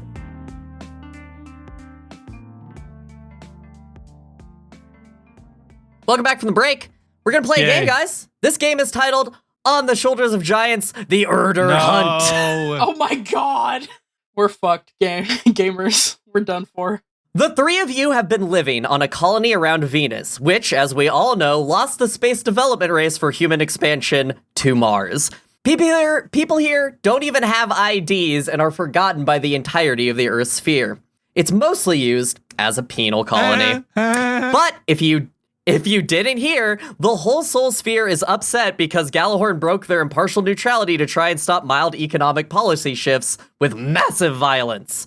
Luckily, those Martian kids from Tekkadan defeated them. But as anarchy begins to reign over the economic sphere, a mysterious pink-haired woman named Coronal Alice, who looks strikingly like me, has appeared and told you, "Congratulations! You are now eligible to participate in the Urder Hunt!" Wait, did you mean Colonel, or is your name Cornell Alice? It is Coronal, which is the name of the character in the game. Oh Coronal. my god. Incredible stuff. Thank you. This massive sphere-spanning hunt promises to reward you with a prize big enough to buy a whole colony, which has also always been your dream. I forgot to mention that until this point. You've always wanted to own a colony. Thank you. I don't know. Assigned motivation at game. I'm going to send you a picture of this colony, but fun fact about the Venus colonies, which is canon, is that they are just giant platforms that float above the dense air of the planet about 40 kilometers up. And they're just open air and look like Venetian cities. So that's pretty cool. Hey, neat. Jot that down. This mysterious woman will guide you along your journey through space, but it's up to you to defeat the enemies in front of you and win the prize of the Urder Hunt. After all, this is a fate Holy Grail war situation, so the competition want you to lose and will kill you. So before we go, is there a game somewhere in here? Or I'm getting there. But before we get to the game, I have some baseline questions. What's your name? Every company has a name, and you need to be in a company to compete. the protag of the mobile game was Stereo Affam, named his company Affam Equipment. So the three of you, what are you calling your company? Are we all deciding on one company, or are we all each getting a company? You're all in this together. Oh, okay. You're one company. What's our company name? Oh, then? Yeah. we're one company. Could we be MS Co-op? All of our letters are capitalized. Is there a dash between the O and the O? Yeah, I think. Oh, you can keep if y'all are pitching. good with it. What are your ideas? I was Hey, you got thinking any? Chimera Co-op. Ooh. Chimera I like Chimera Co-op? Co-op. Yeah. I like that. It's Chimera Co-op because we're running on time, so I'm not letting you discuss. We're made up of different parts, but all of the parts own the whole. Yay. That's why do you make it Yay. gay? God. Yeah, you're welcome. It's my job. That's right. Question 2, before we get going. What frame are you piloting? Only one of you is going to get a Gundam frame. The rest are going to get whatever frames. However, it does have to be a post-disaster mobile suit frame. I'm now linking you to the page of all of the post-disaster I mobile think suit Faye frames. should have to get One the of you gets to Gundam. be the Gundam pilot here. Yeah, Faye, you're in the Gundam. Pick a Gundam. Fuck yes. I get to pick a post-disaster Gundam? Yeah. Any post-disaster Gundam frame. The rest of you have to pick You could a even do suit to season support 2 Faye if with. you want. I don't care about spoilers that much. Yeah, they're yeah. No, I think I know which one I want. Give me 1 second. No rush. All three of you need to give me an answer or I'll kill you. Okay, that's fair. Wait, what? Can I just No, be that's in a fair. mobile worker? Hell yeah. I don't care. That's a frame. Cool. Which mobile worker though? You gotta I be want the one with specific. missile pods. Okay. Yeah. Okay. Just the original CGS one. Yeah, but I want to paint it. I want to paint it lime green. I love that. Hey, what are you thinking? I heard okay. I'm going with the G35 Gundam. I don't know how to pronounce this correctly, but the Gundam Marcusius. Yeah, I would say Marcosius. That would be my assumption. This guy fucking rips, by the I way. don't know. Sick. I don't know. Women of all time. What about you, Nico? I will be arriving at the Met Gala in the Mech Gala. the Met Gala, the IPP's dash 66305 Hugo. Wait, sorry. What was it? Boy. I like this IP3 little freak. Wait, IBO Hugo. Can I just search that? I want to see. Yeah, Is it the one with the gear? I was thing? good. Copy the link. Yeah, I don't care for those feet. it's made for space. You're not supposed to It's use them. weak. Those are purely decorative. Do they fold grippers. up into little like? Is it like bird like? If it folds up, I'm in. Oh, I have no idea. Apparently, this is from season It does 2. not. I just went with the thing that looked cool. It just Okay. does this. It doesn't okay, do points anything back else. because the little wheel in the back unfolds into twin shotels, which I am on record as really liking as a mech weapon. So Yeah, I love the Sandrock. yeah, This is sick as hell. Yep. I'm to Hugo. Last question before we head off planet. We have stolen a ship. I mean, repatriated a ship. Yeah. Don't worry about it. From Galahorn. You're each allowed one support NPC, a loving caretaker, a best friend, a stowaway, some kind of special little guy to take along on the hunt. Tell me about your special little guy, and definitely nothing's gonna happen to him. can it just be anybody? Make up a guy. Make up a dude. Can I just have Dorothy from Big O? Yeah. I'm writing down Dorothy from Big O. Are you letting her in the cockpit or? No, she's riding outside. She can handle it. There definitely won't be a sort of poof sound and No, she gets because splattered. because she doesn't splatter. She There'll be a big clank noise. yeah, exactly. Clank. What's the doctor from Gundam Wing with the Hawaiian shirt? Oh no, the guy who's running the salvage operation, not one of the doctors. Yeah, that guy. Oh, Oh fuck, what's his name? It's something like normal. It's just a dude's name. He's just a guy. Mike Howard. Is that really his name? No, I It might be. I can't find this shit. yes, it is. It's his name is Mike Howard. I'm looking at him right now. Oh yeah, That it Mike is, you're right. Howard. Ugh. Fuck, that sounded so fake. Nico, who are you bringing along? Well, I'm immediately breaking your rule because they come as a package set. Do not separate. In this grim future, they've grown up and they want to follow in their brother's footsteps, even though Is it only cookie and cost is him it cookie and everything. cracker? It's cookie and cracker. Let's I'm go! bringing Rip Cookie and I'll allow Cracker it. as a package unit. I love that. Well, gang, it's time to leave Venus! Woo! You part from the open-air colony and head to the Arianda routes, guided by your mysterious pink-haired guide. How this will work is that each enemy that you fight will have 3 units, the same amount as you. Each round, you will describe what cool-ass move, and it has to be cool, you use to defeat your enemy, and then roll a d20. If it's not cool enough, I'm going to give you disadvantage. If it's super cool, you're going to get advantage. The enemy's going to roll, and if they beat you, you take 1 damage. You can take 3 damage, but on that 4th, that is when you're going to become another War Orphan statistic. Okay. Yeah. Understood? I'm ready. Yeah. Faye, because you are in the Gundam, you do have 5 damage that you can take. Because you're in a Gundam, Okay. you have 2 reactors. All right, let's head up. We launch off. You'll never guess, but on our route, we came across another contestant in the hunt, and he's pissed at us. Cyclese Meyer once worked with Galahorn, but then killed his superior officer, stole his suit, and is now a hitman for the Omdim Colony Company. He pilots an EB-05C Schwalbe Custom that matches his hair color. He's accompanied by an ASWG-32 Gundam Asmodee and an IPP-1887 Enzo. You're challenged to a duel by them shooting a chunk off the front of your hull. Who you fighting and how you killing them? Okay. I'm gonna take the other Gundam. Good. This is what the and, Asmodee looks like, by the way. It's a little fuck boy. It's the one with the Whoa. nightsticks, right? I like the colors, but the feet situation.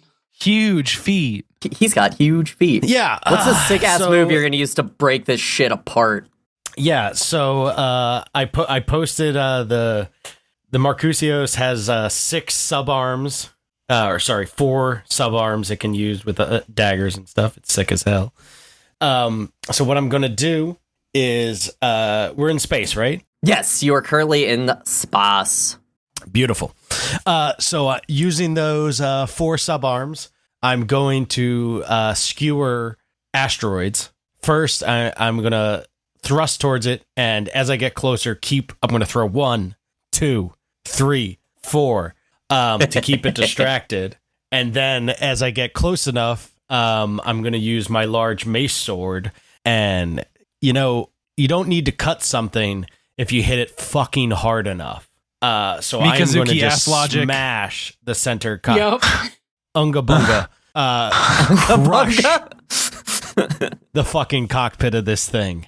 Get out of my fucking face. Okay, roll with advantage. That was cool as fuck. 17, 13. You so beat 17. it. Oh yeah, you fucked that guy up. You fucked that guy up so hard.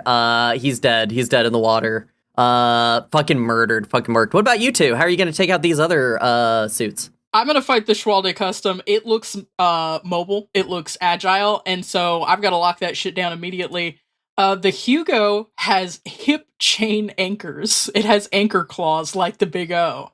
And so I'm going to go ahead and fire it and conspire to create a situation where I wrap it up in my chains and basically try to crush it to death. Okay, yeah. Okay. I don't think that that's as cool as I wanted it to be, so I'm gonna make you roll naturally. Natch. We're early in the fight, so that is a 15. You also managed to wrap it up and destroy this mech without taking any damage yourself. Yay! Congratulations.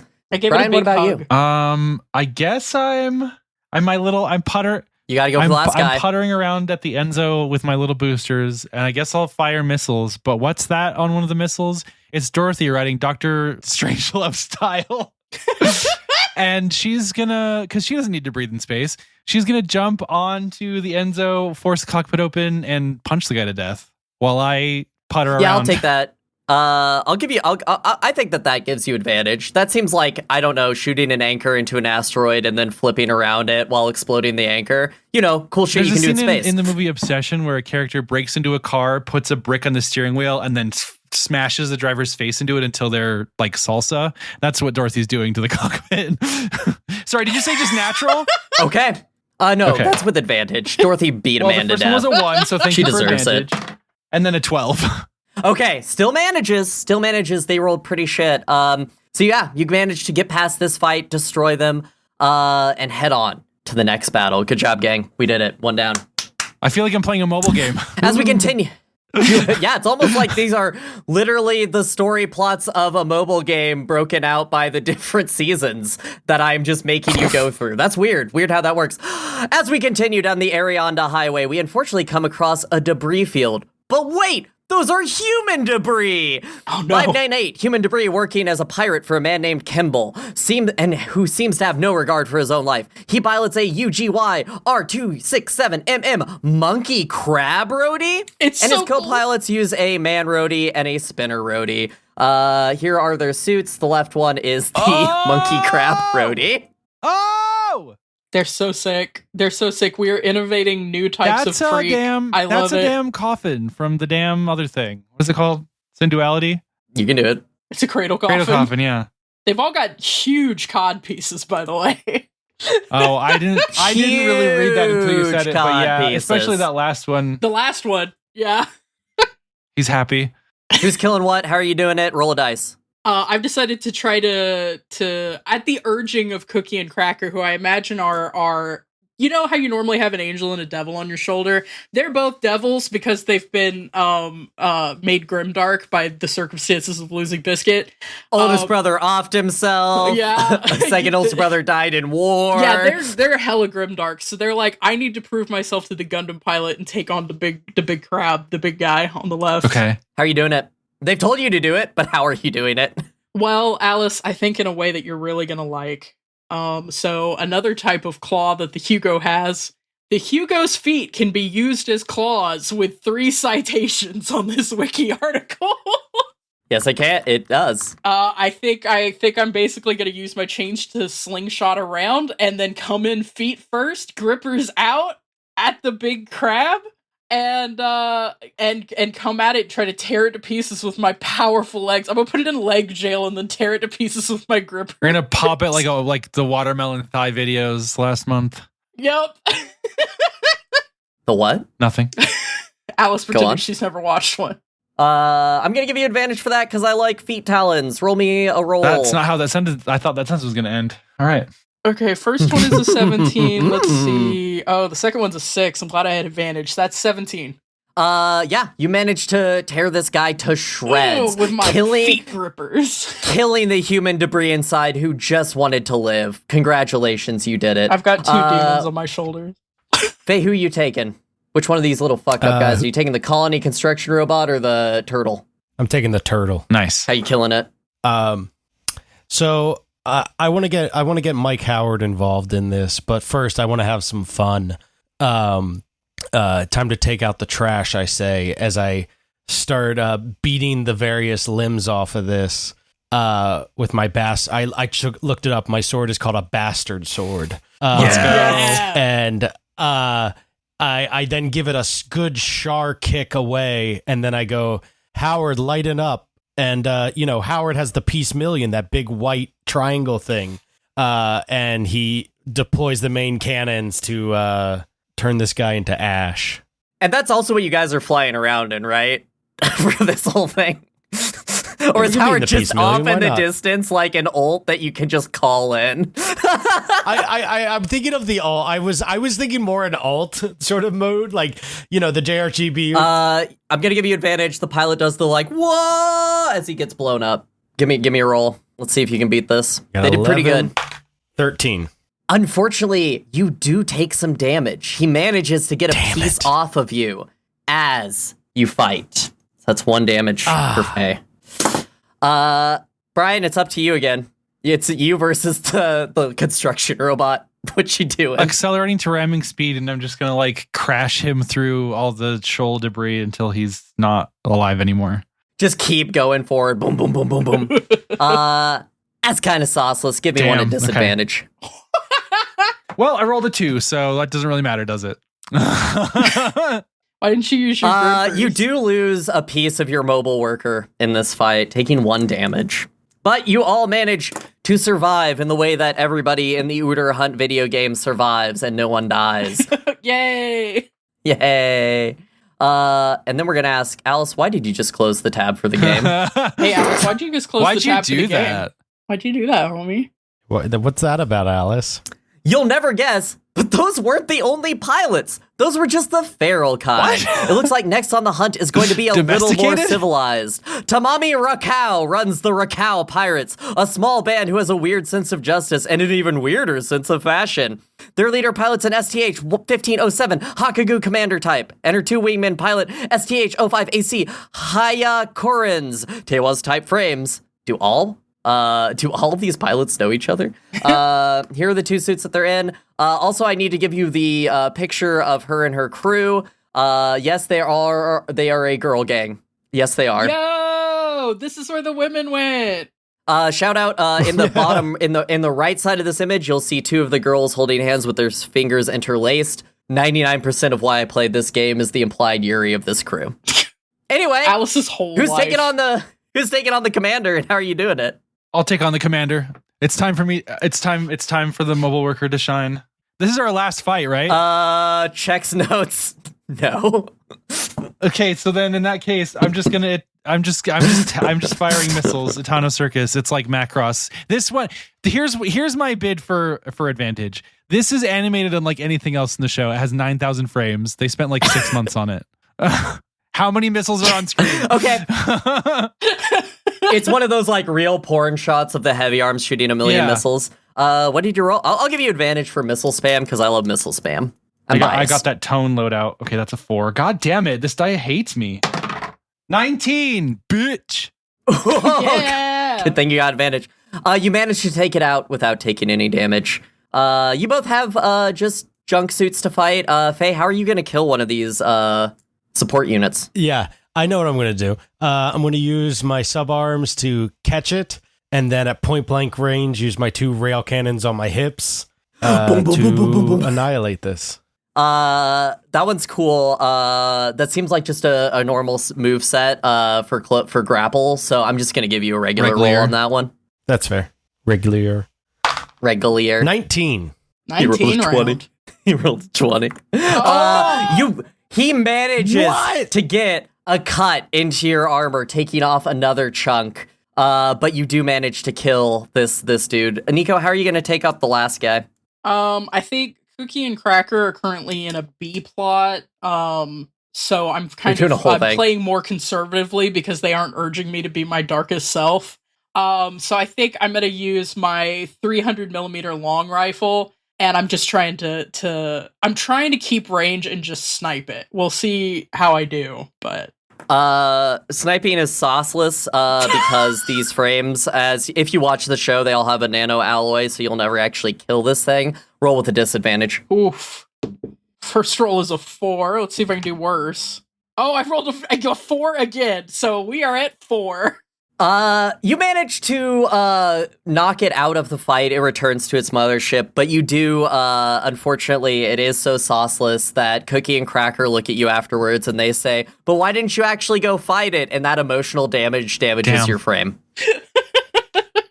Question 7. Pirates and the Mafia are cool, but have you considered the cartel? The SAU's largest criminal organization has become involved, looking to branch out into space. They're led by 2 brothers, Aiko and Ramzan, the 2 competing heirs to the clan name. Aiko pilots an EB-04 Girail GS, and Ram pilots an EB-04 Girail GP. Here are their colors. They do not fly with any others, because their brotherly fighting style doesn't work with a third. No. So one of you, this is the round where one of you gets to not compete and hopefully save your frame. Bri, I think this is a you and me fight. I feel like the Gundam is getting an upgrade right now. Like, Mid-season upgrade. Okay. If you're good with that, Faye, I think it's time for us to take on the weird side characters. Who's taking the flamboyant brother and who's taking the closeted brother? I'll take on the closeted brother. Okay. And I think that what I do is Dorothy's riding outside again, and she does that thing where she talks really fast and hacks the enemy mech, and forces him out of the closet, and it turns and it turns pink. It actually turns Pride rainbow colors, and that's how he's defeated. Okay, yeah, I'll give you advantage for Pride. We're out of Pride, but I'll still take it. God. First one was a 3, second one was a 6. Oh. You manage to both awaken him to his ideals and knock him out of the fight, but you do lose another piece of your mobile armor. And that's how I feel about Persona 4. Moving on. Nico, what about you? I'm fighting the flamboyant one. Cookie and Cracker told me that I was a pussy last time because they're dark. Because they're Grimdark. They're in their dark art. Yeah. And so while the Gundam is in maintenance, I snag a sword because one of the weapons for the Hugo is a Buster sword. So I'm gonna sub in the Bastard sword and say that I was trying to prove something to Faye again. Do you ask to borrow it? Oh no, from you're Faye, in maintenance. or What? And you look over and the sword is there, and you look over again and the sword is gone. I have jacked it. As we all know from the lore of this show, I love stealing. it's too big. You keep falling It's too forward. big, I'm falling over his face. All right, give me a dice roll. That is a 13. Unfortunately, Nico, while you do some good damage to it, does manage to fight you off just enough to damage you, so you now have a damage too. Unfortunately, while Dorothy was hacking this unit, she had force feedback, and now she dead. Her little head thing popped out. There's no disc. Dorothy is fucking dead. Anyway, let's move on. Next episode. Do we have a funeral? Do we have anything? Yeah, Brian. Can I have we some ice flowers? Yeah. You gotta They're a ask the bitch to little make. gay boy. Yeah. The little gay boy. You can't die. I don't want to make ice flowers for you. So as we're headed along the highway, we don't get any Ahab reactor signals, but it looks like another hunter has hailed us. As we dock with the small vessel, we meet Kozo Mendo, an archaeologist who is looking for relics of the Calamity War. And judging on the guide on his ship, he is actually a participant in the hunt. He has completed the same journey we have, and looks to be a little bit ahead of you on collected pieces of the hunt. By the way, you're collecting pieces. Yeah, you never whatever, this explained game that. made no sense. Yeah, don't worry about it. He has one more in his possession than you have that you don't know how to get. He wishes you all well on your journey and asks that if you beat him, that at least you share what you find with the rest of the world. Cool. So are we You have the fighting option to him, or- kill him and take it. We're taking You it. can. We're Yeah, we're You taking can. it, right? He's We don't follow gonna the be like, rules. hey, We're taking no. it. Cookie and Cracker are leaning over my shoulder like, honor is for losers. Our brother died I'm in for my honor. dark arc because my android wife is dead. So Yeah. We're all... Howard wants the scrap. Okay. Who kills him? Or do you kill him, or do you just beat the fuck out of him? well, it has to be the Gundam this time because it sat out last time. Oh, Okay, again, he has no mobile suit. He's a Seeing a dude starship? on a ship. yeah. So I'm just gonna rip through to find the bridge with my Gundam You're like claws. opening a pomegranate and picking through the sea. Yeah, I'm fucking getting in there. Where's my shit, old man? Are we my the fucking baddies? god. The guide gets spaced. She fucking dies immediately. It's critical, but you have a piece. Unfortunately, Mike saw this, and Mike doesn't agree with your actions, and he's gonna take his giant space laser and go. Damn. Oh. He doesn't agree with you anymore. Now all we've You got lost left your is fucking second special evil little guy. Cookie and Cracker. What else do you need? What's an evil cookie and what's an evil Truly. cracker? Evil Cracker are the water crackers that don't have salt. Well, based on anime, we're just gonna change their skin Oh tone. and- no. Oh no, they tanned. We should have known that Galahorn would catch whiff of what we're doing. Lond Braun, who is a lord. Lord Lond Braun. The girly show star, Jenna Maroney, about her upcoming project, The Royal Judge. A former member of the Outer Earth Orbit Regulatory Joint Fleet. He's the one who lived out of the three when he's the remaining Aryan. He has a whole arc in this game about justice for his old boss. How he became a part of this hunt is a mystery, but he does have a guide with him, which indicates that he is involved in the Order hunt. Thus, Capital Ship could lay waste to your shitty little freighter. He sorties out to meet you in a duel. He pilots the ASWG-61 Gundam Zagan, and 2 support Grezes join him. This is what he looks like. This is the guy. Ooh, chunky. The Zagan's pretty cool. Wind. Yeah, this is the girl. This is the curve. Yeah, I ain't fighting that thing. That's all me. So, what's it piloting? What does it have a ship with it? Yes, he's in one of those generic Galahorn frigates that they deployed from. Cool. And he's like standing on it like, ooh, fight me. Ooh, duels, honor. I'm Lord Bond. Blah, blah, blah, blah, blah. Can I borrow one of your chains, Nico? Yeah, let me pop these off my hips. Take off my utility belt. Yeah, right. So I'm going to do a quick flyby, chain him on his fucking claws, and then as I drag him to the back of his ship, I'm going to get a couple pot shots to loosen him up with my railguns, and then I'm going to push this motherfucker straight into his the thrusters to just cook this crab alive. Oh, okay. I'm trying to turn this yeah. blue shell crab red. Hell yeah. I'll take it. I feel like you get advantage for that one. Woo! 5. Oh god. 7. God damn it. Rolling dog shit. You manage to burn him, but in the process, a piece of your armor gets knocked off, and you will take 1 more damage. The good news is you're in a Gundam, Faye. You've taken 3 damage, but you ain't going down next. What about the 2 of you? How are you killing the Graze support units? I'm gonna go ahead and I don't have my chains, so I'm trying to figure out how I want to handle this. I think I get in a close combat scrap with one of them, and I hold it, grab it by the arms and hold it, and then I unload the head missiles, which have napalm in them. So okay. Yeah. Okay. I don't think you get advantage for that. Yeah, because just regular. napalm is banned in warfare. Not in this world. It's the only thing that can get through the plate. All right, that is a 18. Unfortunately, it does get some damage in on you. Oof. As it's going down, it shoots off a chunk of your armor, and you now have 2 damage. I have 3 damage, my dear. Oh, She's dead. 1 more and you're dead. Don't die. Brian, your little mobile worker, your little dude. How's he going to take I'm up in my this dark last era. I have I'm more maneuverable than a full mobile suit, and I've gotten onto its back, and I'm pumping its ventilation system full of poison gas. Ooh. Okay. Yeah, I'll take that. That's cool. Get an advantage for that one. We gas pilots, 11 everybody. and 10. You do end up taking a damage doing this, as it fights you before the pilot dies in the cockpit, putting you also at 3 damage. Cool. Because this is the way it's going, unfortunately, during the battle, Gallenhorn was shooting its ship, and something struck yours, and Cookie and Cracker now have 2 legs between them. They're going to be... Okay, but they're still here. That's important. I need them for the next part. Opposite legs, though, right? Not the same leg? Yeah. I could...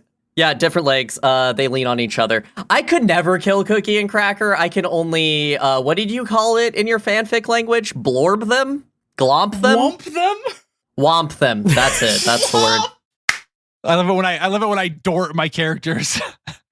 Dort my character. Womptober. We must have unlocked something by collecting all these pieces, because we've now unlocked a new and never seen Arianda beacon in deep space by the asteroid belt. We find an abandoned colony, and there, inside it, a massive pyramid, which activates as you get closer with your pieces. And the mobile weapon Hariel! Its massive wire claws jump out to attack you!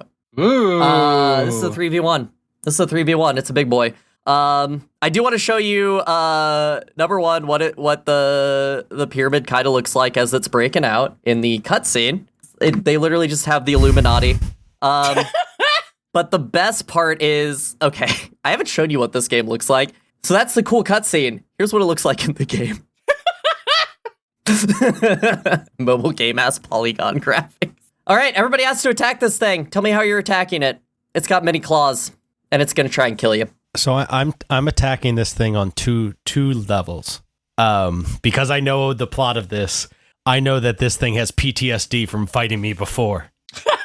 Not me, but the Gundam. Me too. I get it. Yeah. Oh, that it has PTSD gets you. Okay, yeah.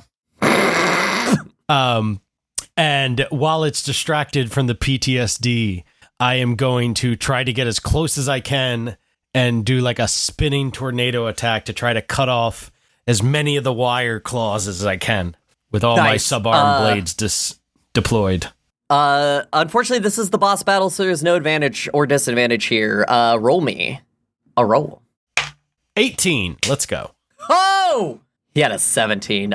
You managed to take off a chunk of the Hariel, multiple of his claws getting chopped off by your attack. Nico and Brian, how are you attacking it? I'm rigging my fuel lines to explode, and I'm just gonna kamikaze it. I've already lost everything. I'm about to die. Oh no!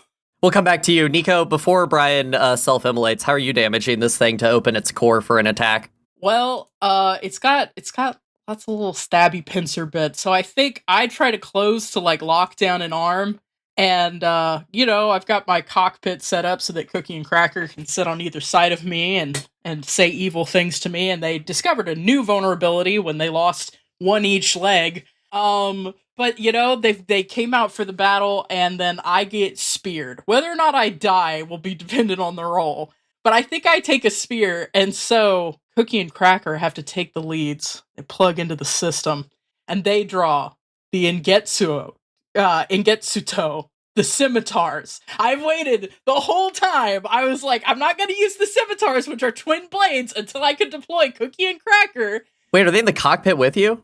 Are they about to die? I've been speared, so I'm unconscious. Okay, great. Give me a roll. Let's see whether I die. That's a 3. Oh boy. I died! He rolled a 5. R.I.P. He rolled Biscuit's a 5. entire bloodline. So they're like, we get the Grandma's anime still cut of them alive. both screaming and pushing forward, and you get damage, and they're like, wow, we opened the reactor. This is, and then just that smack, and you just the pop as you all die. The scimitars bounce away towards Faye's Gundam. Yeah, and Faye's the only one that lives, which is perfect. She's in the Gundam. She has to be traumatized by all our deaths. Good job. We did it, everyone. Brian, I do need a roll from you, just to make sure that you die. 15. Okay. Do you want to die here? Because he rolled a 13. You could eject. No, this Before is you not ram Gundam it. unless I die for no reason. You managed to defeat the Hariel, knocking it down and destroying this ancient relic of the Calamity War. After collecting the last piece, after you'll get a fight. After you collect the piece and you head home to Venus for a break, you all feel pretty good about yourself. The next clue is gonna reveal itself soon, and you'll be another step closer to the answer of the Urdur hunt. You hear a message notification and pull out your phone. Ah, shit. It's an end of service alert. We're getting canceled, y'all. And that's the end of the game! Woo! Perfect. We're gonna skip the mailbag because we've run for 4 hours. We literally have. I guess for plugs, co-fi.com/osgpod. Come hang out with us at Cars Don't Fly. Even if you don't care about action movies, we're having a really good time. Listener, when you die, I'm going to put your matching clit necklace on at the same time as my matching clit necklace, and I'm just going to wear both of them. That's how much I love you. Oh, sort of a necklace tribbing Yeah. situation. Goodbye, I love you?